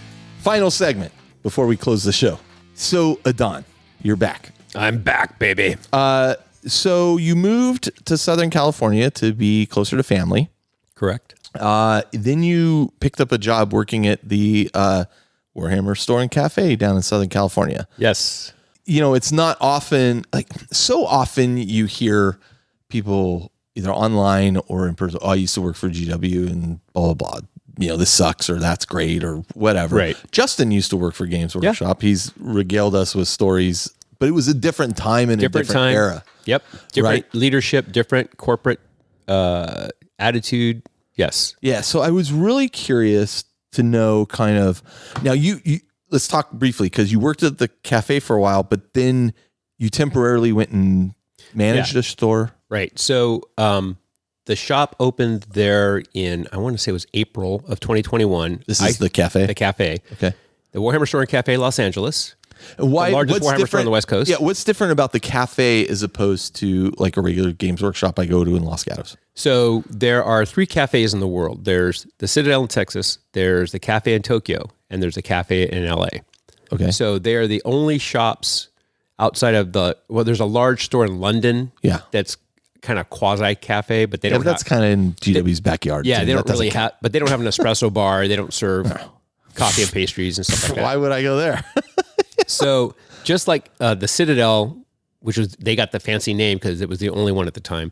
The Warhammer Store and Cafe in Dallas is what's referred to as the Citadel. They were the first kind of model for this. So they serve espresso drinks and tea, lemonade drinks, those kinds of things, pastries, small bites kind of thing. Okay. And then they have game tables and they have a full line of Games Workshop products and Forge World in stock. When Forge World was a thing. Still is a thing. So you can walk in and buy a Titan. You can walk in and walk out with a Mastodon or whatever.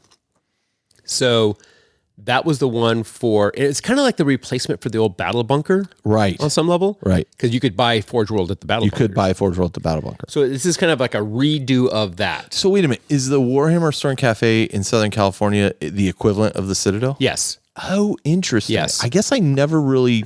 Yes. I knew it was bigger. It's the largest Warhammer store on the West Coast. Okay. And it's the flagship store, much like Dallas is the flagship store for that region of the country. Understood. Just like the Tokyo Cafe is the flagship store for Japan. Right. So it's the largest Warhammer store on the West Coast. We get people who come in from Vegas, from, we were coming to town to go to Disneyland, but we had to set aside time to come here. Interesting. So that's the idea of the Warhammer store and cafe. They have items that you can only buy at Warhammer World or the cafe. Sure. They have dioramas that were created at Warhammer World by the diorama team. And shipped over. Okay. One for Age of Sigmar, one for Warhammer 40,000. And yeah, so that's kind of the vibe of the cafe. Okay. It's large, a lot of hobby tables, game tables. We run leagues. Sometimes we'll run, like we did a couple narrative things. Right. But this is very different than the single store in that regard. What we call the line shops. Okay. They are one-person operations for the most part. What you used to call the line shops. Yeah, right. They're open 5 days a week. Okay. Because you gotta have 2 days off. And depending on the shop, it may be Sunday, Monday, maybe Monday, Tuesday. And those shops are very small. Yeah. Many of them started in malls, but now have moved to more strip mall kind of thing. The typical GW store. There might be 2 tables to play games. And typically there might be a small hobby table. There's a demo table for each game, each of the 2 games. The stock in the shop is a standard store stock. Okay. And it's not everything that is available. A lot of it you order from the order point, right, which is like a kiosk in the store, and the advantage there is that they'll ship it to the shop for free. Yep. So if you want to buy a $40 model, instead of paying for shipping to your house, they'll ship it to the store for free. Which you can also do online. I can go online, order it to be shipped to my local store, and go pick it up there, and I don't pay shipping. Right, but we prefer that you do it in the store. I'm aware. So the shop gets credit. Gets credit for it. That's where I was heading actually with that. So, but I'm saying it's a possibility. Yeah, no, for sure. And so from mid-December through the end of May of this last year, I ran the line shop at Portola Plaza in Mission Viejo. Okay. They had an issue. There was a medical issue for the manager who was there. Sadly, that person passed away. And so I was covering that shop through the end of the fiscal year, which was the end of May. And so if you have a line shop that's doing really, really, really well, you can hire a part-time person. If you're doing like super well, you have 2 full-timers, so it's open 7 days a week. Oh, wow. Those are few and far between. Yeah. But that's definitely, and it's based on the sales in that shop. I didn't realize that. That's like there's a shop in Portland area. Yeah. And it's open 7 days. I think there's 3 or 4 staff there. The guy who runs that shop is one of the trainers for the West Coast. Wow. Yeah. Okay. So it's based on the volume of that store, which makes sense. Which could be traffic, but as well as people in the store or that kind of thing. Yeah. Right. Okay. Like if you're the only Games Workshop store in a 300-mile radius with maybe no independent retailers, right? Yeah. You may get a lot of traffic in that store, and a lot of it has to do with, frankly, how the store is run. Yeah, of course. You're on an island. Okay. So, when you're running one of those stores alone. Yeah. But the interesting thing I always felt about that as an opportunity, and correct me where I'm wrong, if I'm wrong here, was Games Workshop puts a lot. You are effectively running your business in that store. You're the manager.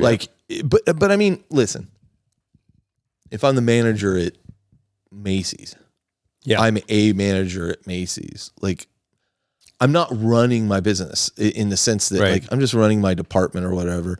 If you're the store manager, that might be something different. So, I mean, my point is, you're responsible for sales. You're responsible for cleanup. You're responsible for, inventories. You're responsible for everything. It's what's really interesting about that is it gives you insight into how the business works and how retail business works in general. Yeah.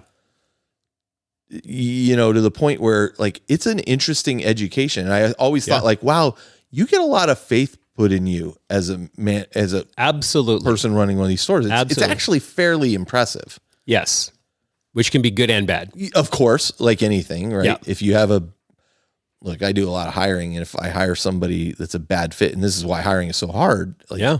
I used to be in charge of hiring as well. Yeah. It's the worst, Yeah. right? I mean, if you get somebody in there that it's not a good fit, now you go through a whole rigmarole of Right. of things. You know, a lot of times they'd be like, "Oh, you don't like me and you're targeting me." You know what I'd really love is if you just did your job well, because do you know how hard it is to fire somebody and then I got to go rehire and train somebody and blah, It's blah, blah. expensive, yeah. I don't want to be here in this difficult conversation with you. So yeah, it can go either way. Yeah. But okay, so those are the two kind of experiences you had. Yes. The cafe and then running your line own store, store, the line store for a while. Yep. So what would a day in the life be like in a line store? Let's talk about that first. So it can vary wildly. Sure. You can be in the shop and have nobody in there for hours, Yeah. and you're cleaning You're and done cleaning. you're cleaning and you're painting terrain and you're Right. making everything sure as everything. There'll be times when I was just walking laps inside the store. What's your responsibility in terms of this stuff needs to be painted or we need to have terrain? Like, is there an expectation? So they want the terrain on the tables Sure. to be 4 foot fabulous at least, Okay. or better. And in a best case scenario, the terrain that you're using is the terrain that we have available to buy Currently. currently. Yeah, which yeah. is hard because that varies wildly. Yeah. As long as it's relatively recent, Right. that can be okay. But you know, when I took over that shop, the territory manager, and man, I do not envy those territory managers. They're responsible for so many stores, and they can't go to all of them. The guy who's responsible, the territory manager for the West Coast, he's responsible for everything from Oregon to New Mexico. Holy smokes. Yeah. That's got to be, yeah, you couldn't drive all those stores in a year. No. So it's really hard. And so if you're doing a quote unquote store check, you're doing it with their Google, what do they call those? The laptop, the Google laptop. Oh, Chromebook. Chromebook. You're basically holding your Chromebook and walking around the store showing them your Oh my goodness. your shop. Okay. Right? I mean, it's because you can't get there to every store. Now, the territory manager that I worked for, he lives in Southern California. He had been the manager of the cafe. So a little easier to So get a little to. easier for him to do a lot of stores because there's a lot of stores in the LA area. In a day, you could probably hit 3 or 4 stores. Yeah. Yeah. Or in a week, he could do a bunch. But he's responsible for all these stores. Right. Anyway, so yes, they want the tables to look good. You have to have terrain for both 40K and Age of Sigmar, and hopefully you would also have stuff for things like Underworlds or Blood Bowl or whatever. Okay. It depends. It's very. These games are very regional. They're very kind of microclimate. Sure. Right. It's one of the things I found in the Bay Area. You'd have a store that's firing really hard on Infinity, and then another store 10 miles away who never sell any of it. Interesting. Or this store is super heavy 40K, but nobody's playing Age of Sigmar. But you go to this other store and they got massive leagues for Old World. It tends to be very, very kind of microclimate when in areas where there's a lot of stores. And you close the store every day for 30 minutes for lunch. Right. Because you got to take your lunch break. Right. Right. So the people who are the regulars know that, hey, it's 3:00, get out For 30 minutes. for 30 minutes. And so you got to figure out, okay, I got to get my food and eat and be done and be back open in 30 minutes. Right. So that's always interesting. So the responsibility, like your responsibilities in a solo store like that, a line store, excuse me, are opening the store, making sure everything's cleaned. Yep. I assume you get shipments every day from customers who have ordered stuff or whatnot. Yeah, not every day, but yeah. Or close to it. So you get to work in the morning, you open the till, Yeah. do your cash thing, go through the shop, make sure you sweep and make sure everything's okay. Open the shop, turn on the lights, and you're good to go. You set your kiosk because every morning you have to reset your kiosk. And then if it's not busy, you go through and you dust everything in the shop. You make sure that all of your back stock room area is okay. All your paints are put away. Yeah. You get your shipments usually like Wednesdays and Thursdays or twice a week. What did you hate doing the most in the solo when you were in a line store? In the line store, painting terrain. Oh, really? Yeah, it's not my favorite part of the hobby. It's pretty easy though. I mean, it's pretty Well, quick. I mean, on the demo tables, Yeah. the 2 demo tables are the ultimate starter kits for both. Oh systems. yeah. Okay. So Skaven Tide for one. Not Skaven Tide. The ultimate starter is a subset of Skaven Tide. Oh, well, right. I'm sorry. And the the 40K one step down from that. And the Warhammer one, the 40K one, is a step down from Leviathan. Okay. So the Space Marine side is the captain, a librarian, a unit of Terminators, and a unit of Infernus Marines. Yeah. And on the Tyranid side, there's supposed to be a unit of Barbgaunts involved. Okay. Well, there was no Barbgaunts on the table. Yeah, you mentioned that. Yeah. And so I had to paint a unit of Barbgaunts to match the ones that were there. Okay. So you hated. That was not my. I didn't hate it. It was my least. You asked what was my least favorite. Fair enough. That was my least favorite thing to do. My least favorite thing was cleaning up after the temporary guy who'd been there before me. Sure. Yeah, you were talking about that. Yeah. I don't want to throw too much shade, but No. I mean, let's just say that it is. when I got there the first day, the territory manager was there because it was my very first day. He goes, "Okay, I'll be here for a couple hours," because we had worked at the cafe. He knew I kind of knew the business, so I'll be there for a couple hours, and then you're good to go. We walked in. He goes, "Oh, I'm going to be here all day." Wasn't there something like the floor was a different color, like when you cleaned it? Were you the one telling me that? Yes. Oh my God, that's bad. The restroom was not a public restroom; it was just for the staff person. Right. Clearly, that staff person knew that. It was worse than the worst thing you've seen in some back road. Oh my gas goodness! station. Oh my goodness! Oh my God! Yeah, it was. All It right. was pretty horrible. Anyway, so that was your worst my worst experience. So let's talk about the cafe. the cafe. And how the difference is you're working with groups of people, yeah. but also a much larger facility. Yes. But did you also work like the pastry stuff? Yep. Or is that okay? You, okay. You have to learn how to be a barista. Nice. Yeah. So I can make a heck of a latte. So you claim. Well, right. But no, it's a totally different vibe, right? So you've got different people, you got multiple people in there. You still have a lot of the same setup stuff during the day. You got to sweep the floors. You got to open the till. You got to Sure, but everybody's got their role. But for example, in the line shop, you've got a demo table that you got 2 spots where you can do building and painting stuff. Yeah. And your 2 game systems. Yeah. At the cafe, there are 8 spaces for demos, and I have run 8 and 10 people demos at this with a whole group of people all building and painting at the same time. Oh, interesting. It's awesome. That's interesting. Especially, because I had a group that came in and they had all gone to college together and they had kind of like wandered in and like, what is this? And one guy knew what Warhammer was. And so I had all 8 of them at the table building and painting. They're talking trash and they're having fun. And 7 of them had never built a model before. Oh, interesting. And they were just having a blast. And those are like my favorite things. But I'm jumping ahead. But yeah, but that's fine. That's an interesting point because you've always been kind of a champion for the hobby, right? Even back in the in-game days, you were championing events and stuff. Like you're a driver of those things. So I see how you easily slipped into this role, right? It did not surprise any of us. We were like, oh yeah, it's done.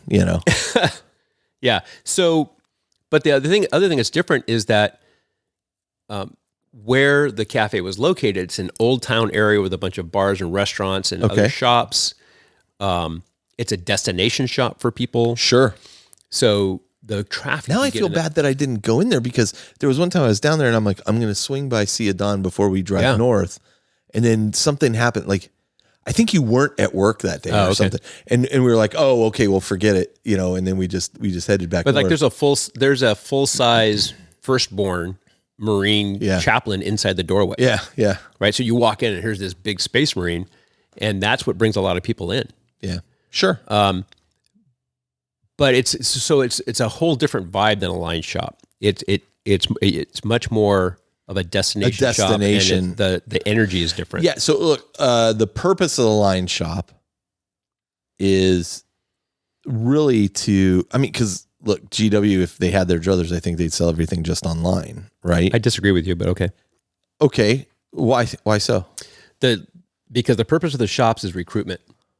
Into the game. Yes. Yeah. That's the whole purpose you're there. That's my point. Like the shop is not, it's not so much about buying stuff. The line shop. I mean, they have sales goals, but of course they do. They have to, right? But the objective, if it were about all sales all the time, you'd never have a day that you were closed. Okay. The purpose is to introduce people to the hobby, let them see it firsthand. Yep. And then, you're here. By the way, you should buy this set. Now, it's not to say it doesn't also feed a group of people that are already playing the game and they're coming to buy. I'm one of them, right? But I think the objective, and if I'm wrong, maybe I'm wrong. You, why am I even arguing with you? You're the one that knows more than I do about this. No, I think that the whole... You know more than I do about this. I should shut up. The point is to introduce people to the hobby. Right. And to engage people with the hobby and get them excited about the hobby. And, if someone comes in and they know about the hobby, well, this is the joke. What are you working on right now? What's the project you're working on? But yeah, because you want to interact about the hobby. You want them to be excited about the hobby. And if you get them to buy another army, then that's a bonus. Good on you. So I mean, you can't. And I guess my point was, whereas you said the cafe is a destination. Yeah. Like it's like, I want to go there because they have this cool stuff or they're doing an event. Right. The reality is, while you may have thrown events at a line store, like not like you did at the cafe. Yeah. I mean, the shop, the line shops are not big enough to run. You can't run a tournament. Right. But you can do leagues. Sure. And so I like to do things like... That's actually two, because not everybody has to play at the same time for a league. Right. And so Crusade, Path to Glory, Escalation, Spearhead, Combat Patrol, all those things are great. Escalation's probably a solid one too, because it's increasing the size. And you'd run your Crusade and your Path to Glory as escalations, right? You start at 500 points or 700 points and you go from there. That makes a ton of sense. But the other nice thing about that is we only had 2 tables. Yeah. And if people came in to play 2,000 point games, it would take the entire table. Yeah. And so one of the things I had to do early on is, you had a group of people who used to just come in and camp on the tables. Yeah. And, here's this new guy. And I'd say, hey guys, we're really going to try and focus on smaller games. So I'd really appreciate if you do 1,000 point games, you can have half the table. Yeah. Oh. Yeah. Yeah. Yeah. Who's this guy, right? Yeah. But the whole point was to get more people in there playing. Sure. And to have more of an opportunity. With such a limited space. Right. You got to make But some so we would do exceptions. leagues. You could do an event if it was something like Underworlds where you could play multiple games on the tables, things like that. But for the most part, it was smaller things, unless it was a mega battle. Thanksgiving. Yeah, that's Crusade different where you get like events, 4 or 5 people on a side and it's like or 8 or 10, yeah. Well, I don't know how many you can cram into one of those small stores. Our big end of Crusade mega battle, I pushed the 2 tables together. Yeah. And so we had, so it's 4 by 12 or whatever. And then I created, it was very similar to the things you saw at Endgame. I created deployment zones all along the table. Yeah. And I put terrain on the tables that the rule was you couldn't shoot or assault any of the people directly next to you on turn 1. Gotcha. And I put objectives in the middle of the tables that forced people to come out of their deployment zones. And I passed out poker chips that had numbers on them. Yeah. And then I said, okay, everybody who has an odd number, move. Yeah. And then I'd take all the poker chips and pass them out again. Okay, everybody who has an odd number can shoot.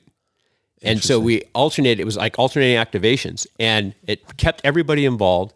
And at the end of the battle round, it's like, okay, see that Warlord Titan that's standing at the end of the table, which was my Warlord Titan? Yeah. It's randomly going to shoot at somebody. Yeah. Yeah.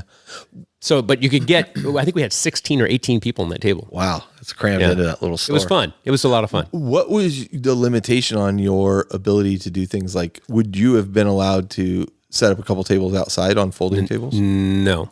Okay. No, because there's a lot of reasons. I'm sure lawyers are involved, but the main thing is you are responsible for what's in the confines of the store. That's where the camera is. which protects you as an employee in a single person store. Right. At the cafe, Makes sense. At the cafe, if we wanted to, we had an area out back where we could have set up tables to do things out in the back. We didn't end up doing it. I think we did it once or twice. Yeah. But it was closed off. Sure. So, yeah. Sure, that makes sense. Yeah. Okay, so going back to the cafe real quick, how many people worked there? 6. There was the manager, I think it was 5 full-time people. And so then they or 4 probably full-time people and me. fluctuated through and people. So you probably had 2 to 3 people in the cafe, maybe 3 people at any given time. During the week, like Monday through Thursday or so, we would have 2 Probably like early on 2. Two people, and then a lot of times it would be me or somebody else would come in and do cover breaks, right? Sure. So you'd have 2 or 3 people, depending on time and Fridays, Saturdays, and Sundays. Like Fridays was usually 4. Yeah. And then Saturdays and Sundays, you had almost everybody. Oh, really? Oh, yeah. So that limited and we your weekend. We would be busy. That's interesting. Did you prefer that over the line store? Yes and no. There's pluses and minuses, right? Okay. So the biggest factor in the line shop is if you want a day off, it's hard to get one, right? Especially a weekend day off. Right. And I mean, you have vacation time, and they encourage you to take your vacation time, and there's a process. You put up a thing saying the shop's going to be closed this day. There's a Facebook post that's pre-done that you put up, and you were part-time. At the line shop I was full-time. Line shop was full-time. At the cafe I was part-time. Okay. And the cafe, both of the managers I had at the cafe were super awesome about accommodating my schedule because I was there to babysit my granddaughter. So right. They were very good about accommodating that. You said that from the beginning, like, well, listen, I'm here to spend time with my granddaughter. Right. And so, but in any team environment, you're going to have variations in skills and abilities and motivations. Sure. Yeah. I mean, look. So I'm just going to leave it at that. No, it's any team. I think that's fair. You're going to have high performers and low performers. If you've ever had to do a group project in school, it's a perfect example. There you go. That's an even really good example because it's like, hey, we've got this Leviathan box we need to paint up. Uh-huh.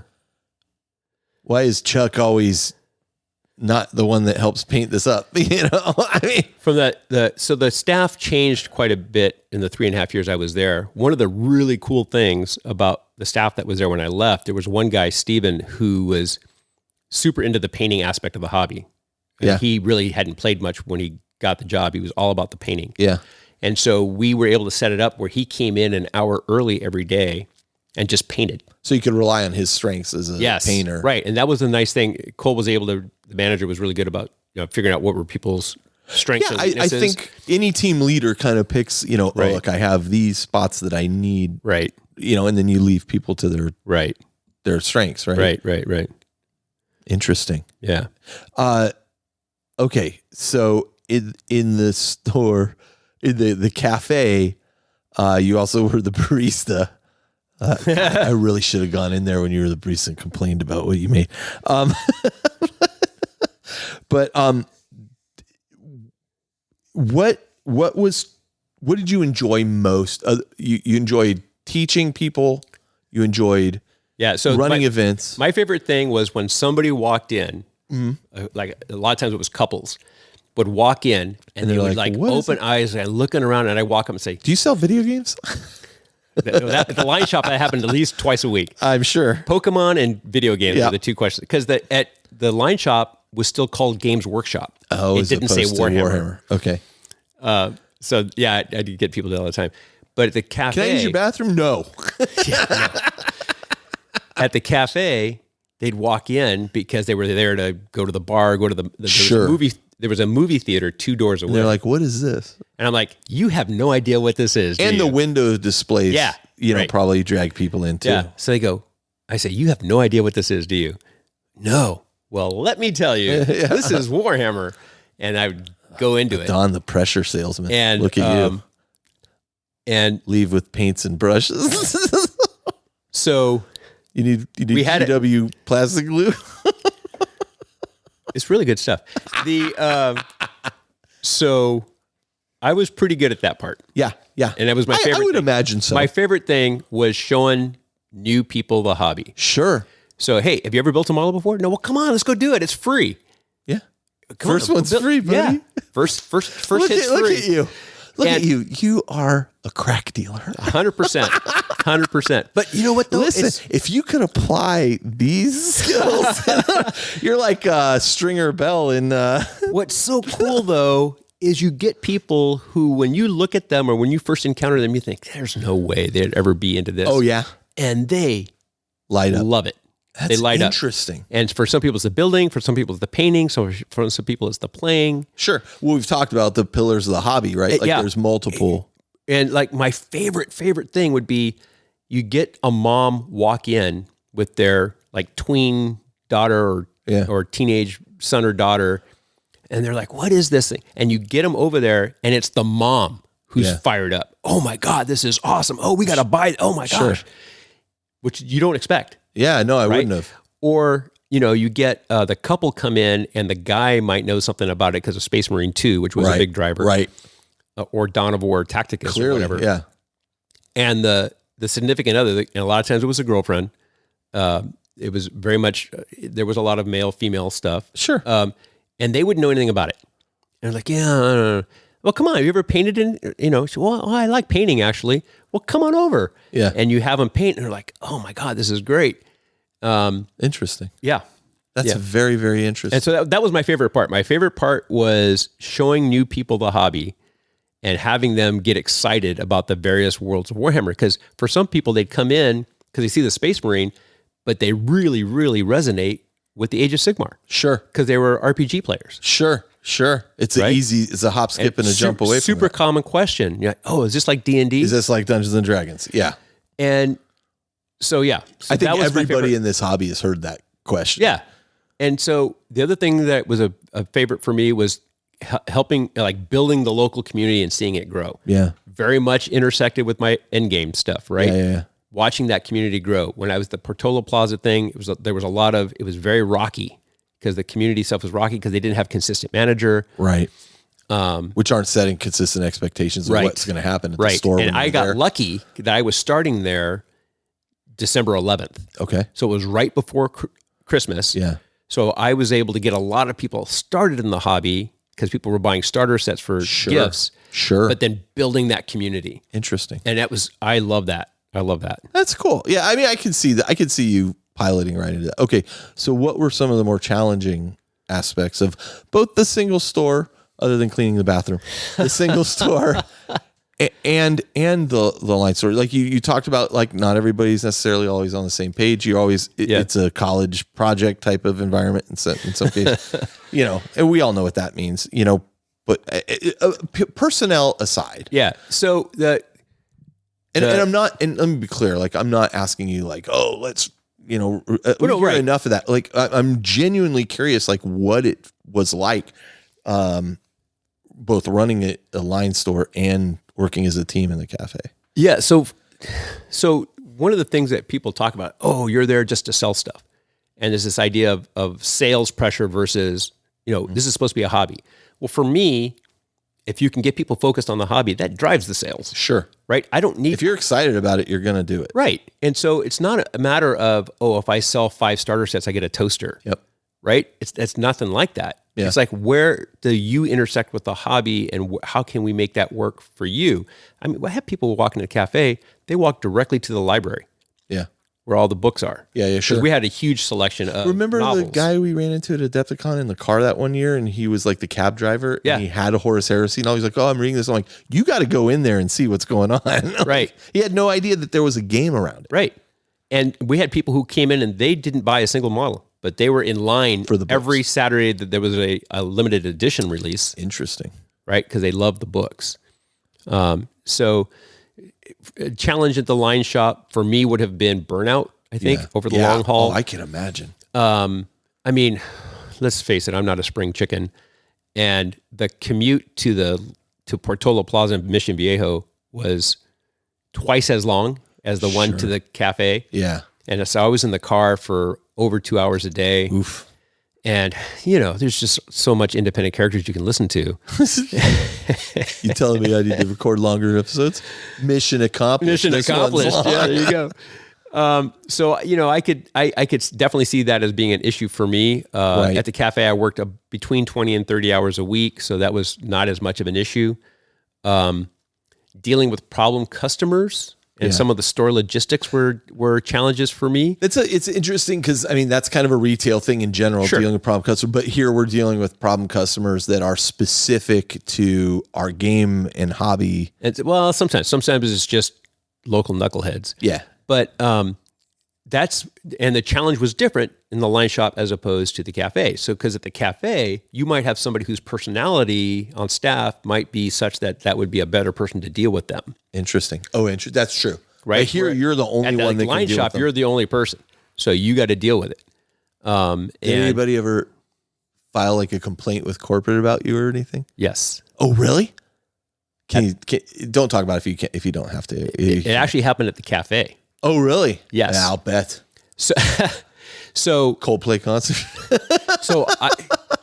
I didn't realize it was happening. Yeah.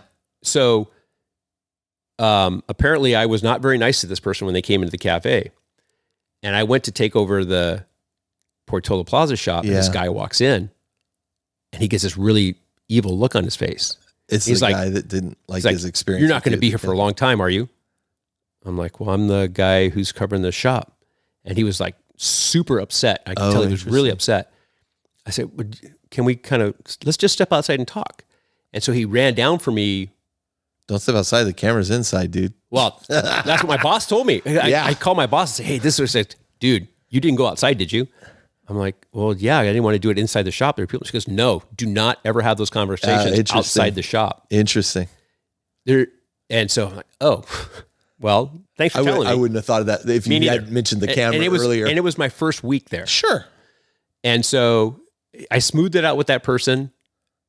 And he explained to me what had happened. And I was like, dude, see, this is interesting. This goes right to what we were talking about off record. I was like, I had no idea that was that was how you took that. Yeah. That was absolutely not how I intended that to be. Yeah. I'm so sorry you had that. And I'm sorry that happened. Yeah. And I don't know, maybe I just didn't have enough coffee that day. I don't know what it was, but I'm super sorry. So it worked out, but yes. So the answer to your question is yes. I'm glad that worked out though. I'm glad that I got a chance to talk to him about it. Yeah. What an interesting intersection with what we were talking about during the break. Yes. Yeah. Yes. So, okay. What other challenges do you face there? Those are the main ones. I mean, some of the things in the single person shop, things like I got to get the lights fixed, things that you don't really control. Nobody knew the password to the voicemail on the phone. Okay, but that's all. But those are challenges that you didn't get in the cafe. Sure. Okay, that's it. Yeah. Okay. Much. All right. What, having now been involved with it, has your opinion changed in any way from as an outsider to an insider? Maybe over 3.5 years, that's hard to. Like, there's not a slam door, Oh no, I was in the hobby for a long time before that. Yeah, I know. And but over 3.5 years, things happen kind of gradually. I don't know if you recollect your opinion of those stores prior to being involved with it, and has that changed? Yeah, and I think it's mainly there was a couple things. First of all, the guy who hired me at the cafe and the guy who ended up being the territory manager, his name's Shad. Fantastic guy. Yeah. And his outlook on the company and what it means to be part of the staff and what it means to be part of this role in the hobby, I think really influenced kind of how I accepted it. And in fact, when they had the opening, I didn't realize they had an opening for a part-time person. Interesting. And I was at the shop and I had been going there to play, and I was there the opening day. I actually did a video for Lords and Heroes. I was the 13th guy in line and interviewed people in line, man on the street kind of interview kind of stuff. And so I'd been there a lot. And one of the days they said, hey, I'm going out for lunch. You want to go get some lunch? And little did I know it was a recruiting interview. But he had seen the way that I had approached the hobby. Want to paint a model? This one's free. But I really appreciated kind of his outlook and the way he was channeling what the company saw as what this means to do this job. And it's different than what I had perceived it to be. Okay. I had perceived it was, hey, everybody walks through the door, you try and sell them something, right? Yeah. You got to, it's all about. It did used to feel like that. Do you think that has changed, or do you think your perception of it has changed? I think the way they approach it has changed. Okay. Because it used to be like there was a hard sell. I think if what would have been interesting is to have Justin on this discussion, comparing his previous experience. Yeah, well, and it's interesting because Shad was his boss. Oh, really? And I bet he had a bunch to say about Justin. That meathead. I miss Justin, man. Yeah. Well, it's interesting because Shad and I actually had long conversations about how the company used to be. Yeah. Because he left the company for a while. Oh, okay. And he came back. Okay. And the way that it is now, because it's new corporate. There's a new CEO. New CEO, new philosophy.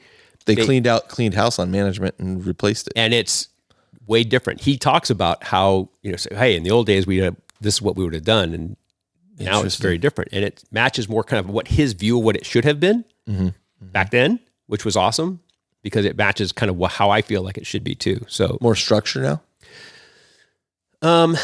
You have very clear, I think it's very clear what it is they expect of you. The expectations are clear. I think that's good.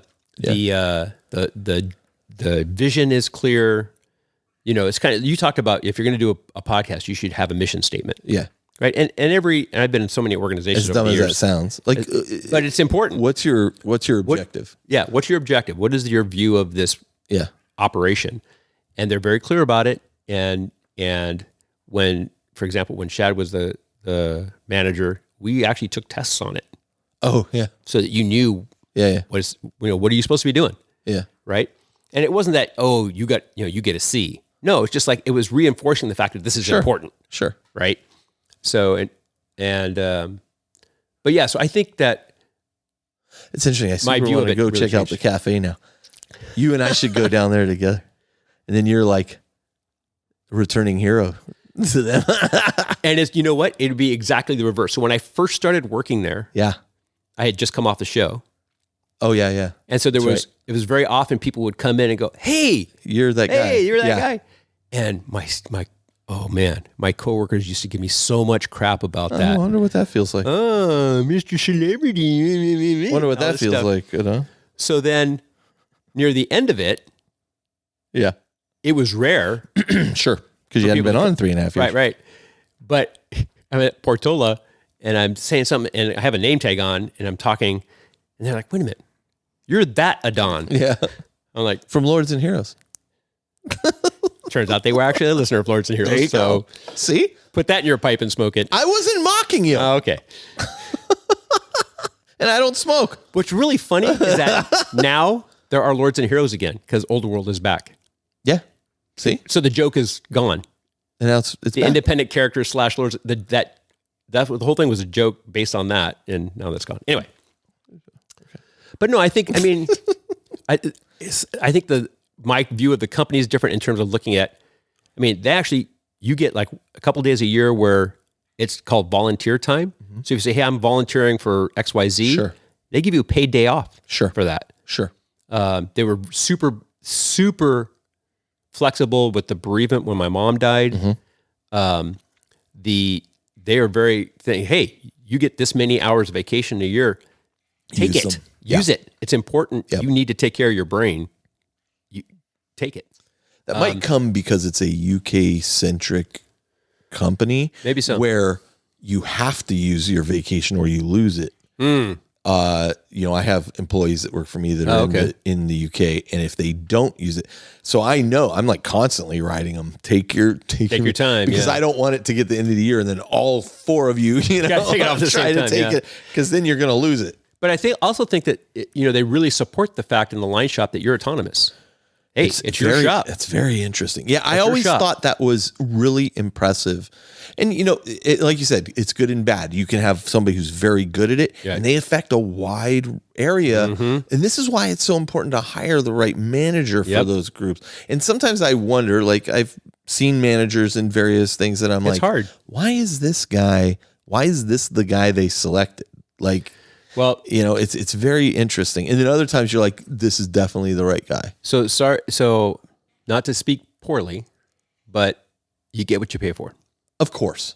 I mean, my point is, they are banking on, in some cases, people going, "Oh, I want to work at Games Work. I want the passion," but it's not going to pay a lot.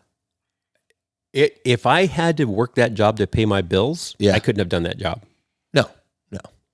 And so there are people working there trying to pay their bills. This is a state we're in more ways than one. More ways than one. And it's nearly impossible. So you have people who have side gigs, which takes away from their energy and their ability to do their job. Yeah. I think this is, and it's to be fair, like I get that this is talking about Games Workshop, but to be fair, it's not a silo. This is endemic of where we sit as a society at the moment. Yeah. I mean, I get it. In California, which is a very expensive state to live in. Right. But in California, there's a specific minimum wage for people working fast food restaurants. Yeah. Like McDonald's. Yeah. That's higher than what you start out at Games Workshop. Yeah. At the cafe. That's actually telling. And my thing was at the cafe, hey, we're serving food.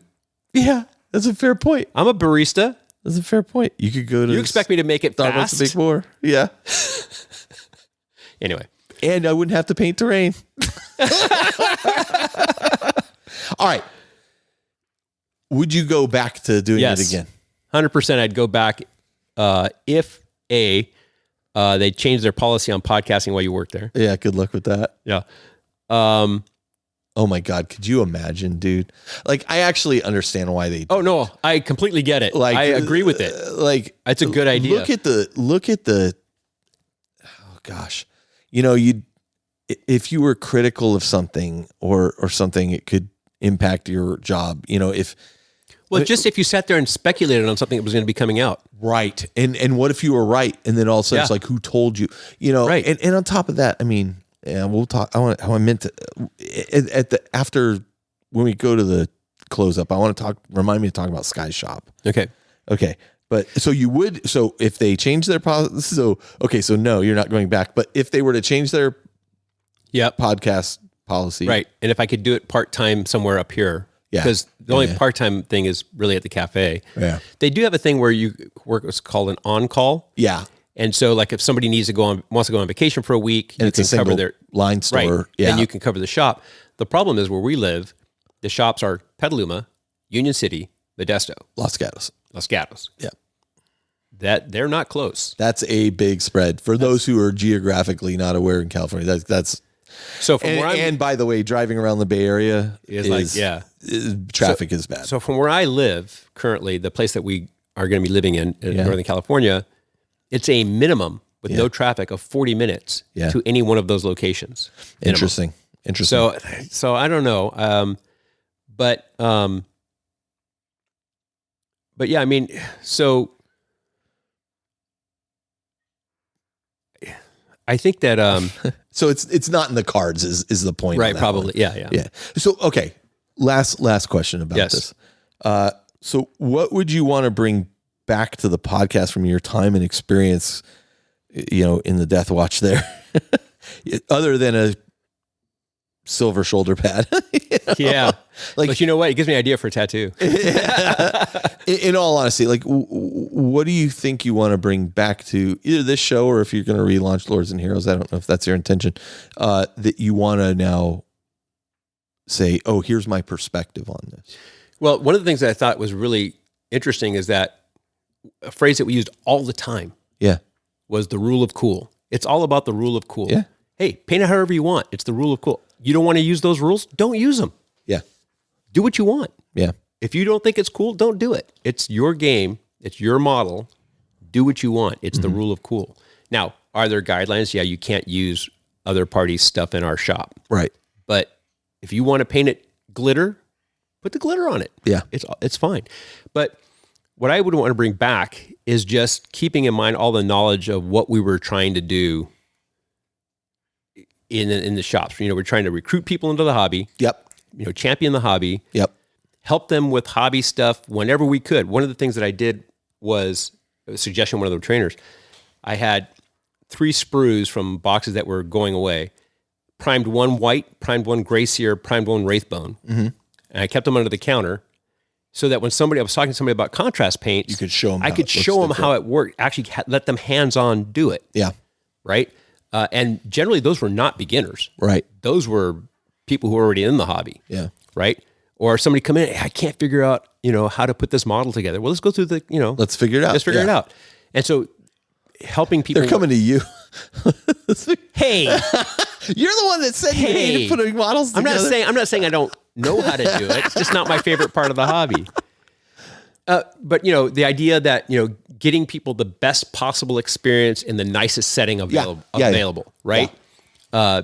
You want it to be something that's inviting and comfortable and fun. Yeah.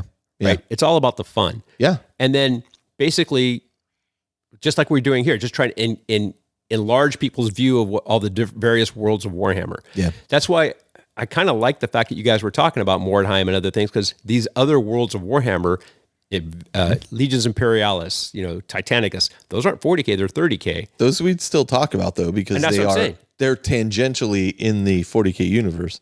Right. Us talking about Mordheim is maybe an exception. Like my focus. But I love the idea of the worlds of Warhammer. Yeah, I get you.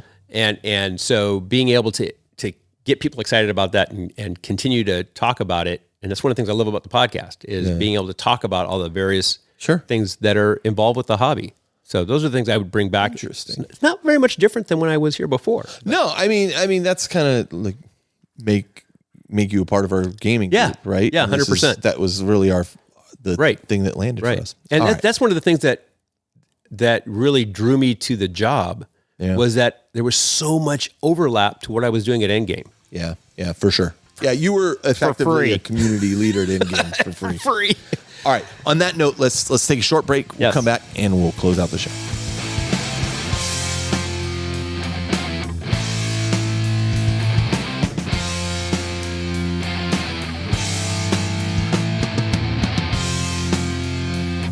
All right, and we're back to close out the show.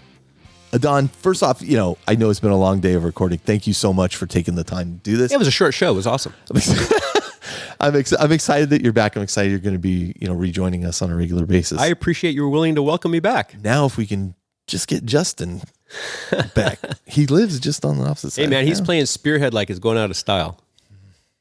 I mean, you guys let's do an episode on Spearhead. Lords and Heroes, Spearhead. Okay. Yeah. So, I did want to talk about Herrick Games for a minute. Yes, I love those guys. Yeah, they're fantastic.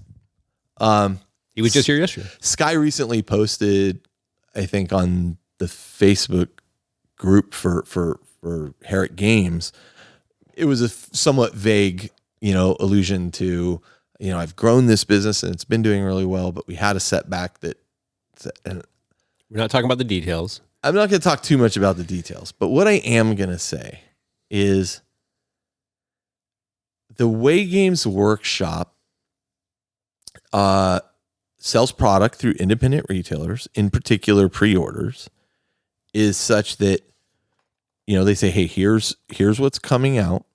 The independent retailer says, I want X amount of this product.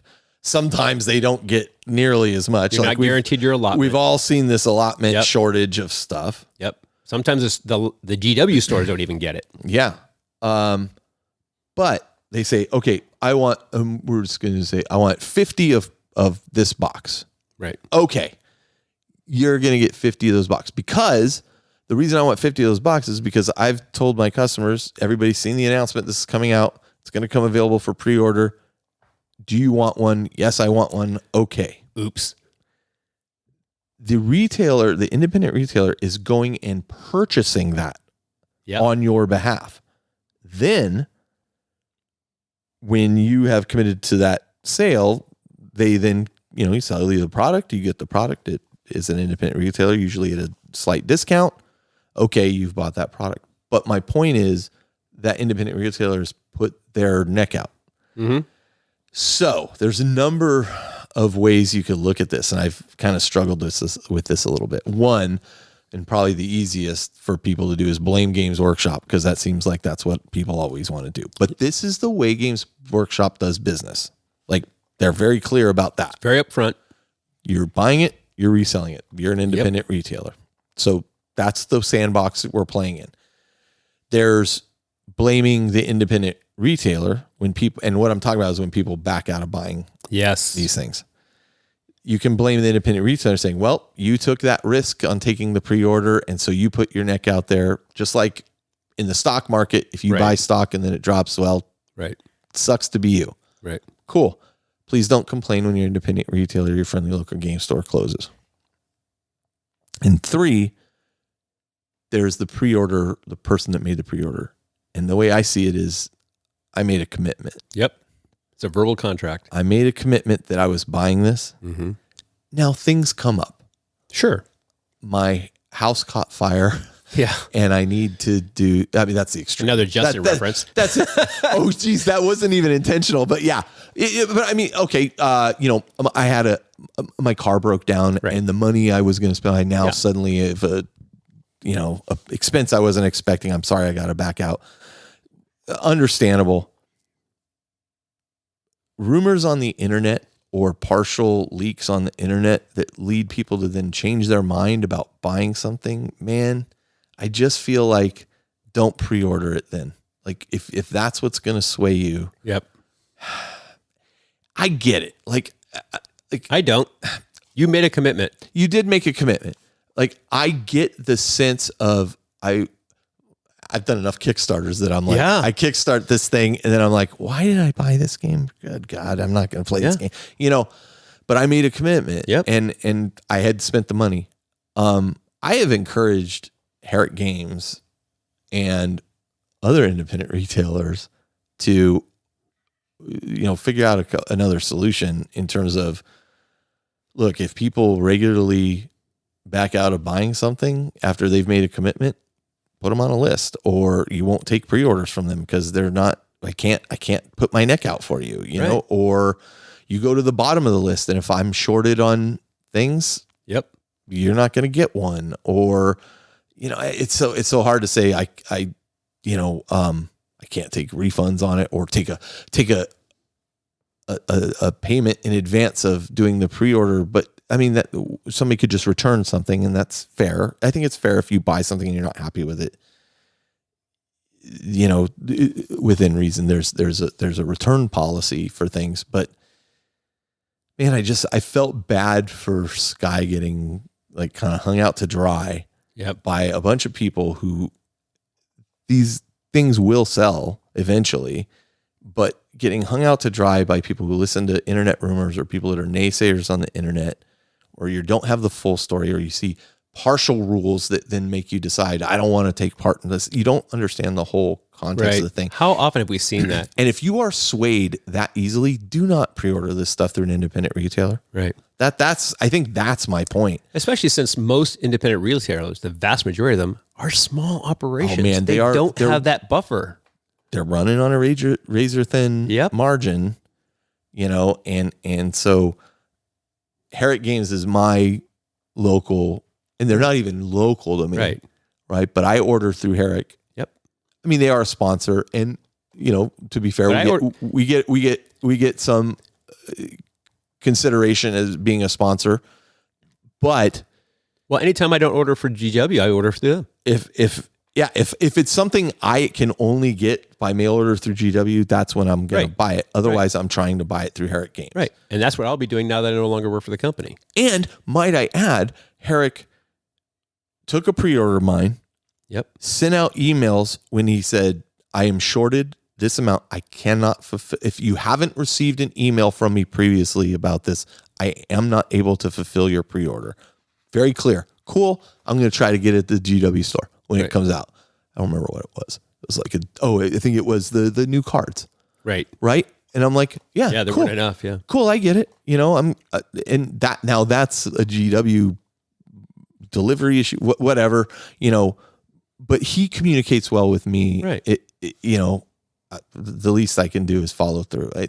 And listen, I know people are probably going to have a wide variety of thoughts on this They topic, will. and that's fine. You can have your thoughts, but man, if you commit to something, I'm one of those people that if I've committed to you and committed to it, I'm going to do it. Right. And even in my detriment, I committed to buying a bunch of Plastic Sisters of Battle when they came out, and I overbought on my Plastic Sisters of Battle. Thank God luckily you got took somebody who's them. willing to trade Terminators. That's for 'em. right. So it all worked out in the end. But my point is, it's a small business. This person's working very hard at it. Yep.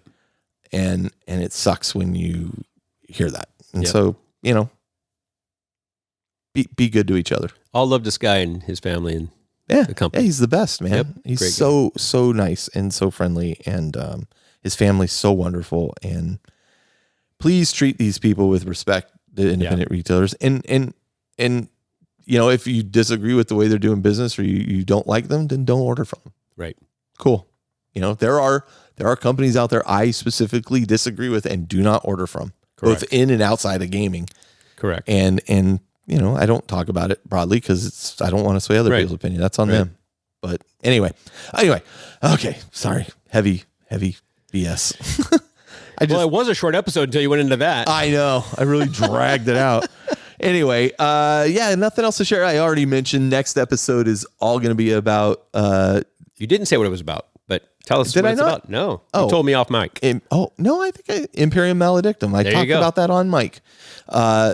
Cubicle 7 sent us the starter. I talked all about that. Okay. That's So what the next episode's about. Imperium Maledictum. We'll be going into depth about that and why I'm eating crow after seeing and playing the game. Because it's really, spoiler, it's quite good, but I want to share with you how good it is. You can leave us reviews on iTunes or whatever your podcast platform of choice. Just usually they just have you do ratings. Please feel free to give us a rating for what you think. If you have any suggestions on how we can do better, you can write to Carl@theindependentcharacters.com or Josh@theindependentcharacters.com. Probably Adan@theindependentcharacters.com pretty soon. And we have a Facebook group and a Patreon and all that jazz. And if you want to buy an Independent Characters t-shirt, you Please can still do do. it from the website. Yes, please The buy a Independent t-shirt. Yeah, the independentcharacters.com. There's a Hobby t-shirt multiplier. sale. Yeah, that's right. The force multiplier. Force multiplier. And then, you got anything else you want to add? Again, I'm so happy you're back. And This was fun. This is fun. I am so happy that you came over yesterday, and I would have loved to play a game today, but I had chores and stuff to do. It's all good. But we will get a game in soon. Yeah, and yes, I will even play a Spearhead game with you so that you can finally. Such a great I'm format. sure it's great. It's a great I'm sure it's format. great. I'm not arguing that. I'm just saying I have limited time. Stay on target. Anything else you want to share? No, it's great to be back. That's good to be see you. here. man. Good to see you. All right. Well, until next time, this is Carl. This is Adan. And we're coming to you from the Astronomicon, where you can see a record of our games at theindependentcharacters.com. And it's great to have reemerged from the Great Rift. All right. We'll see you next time.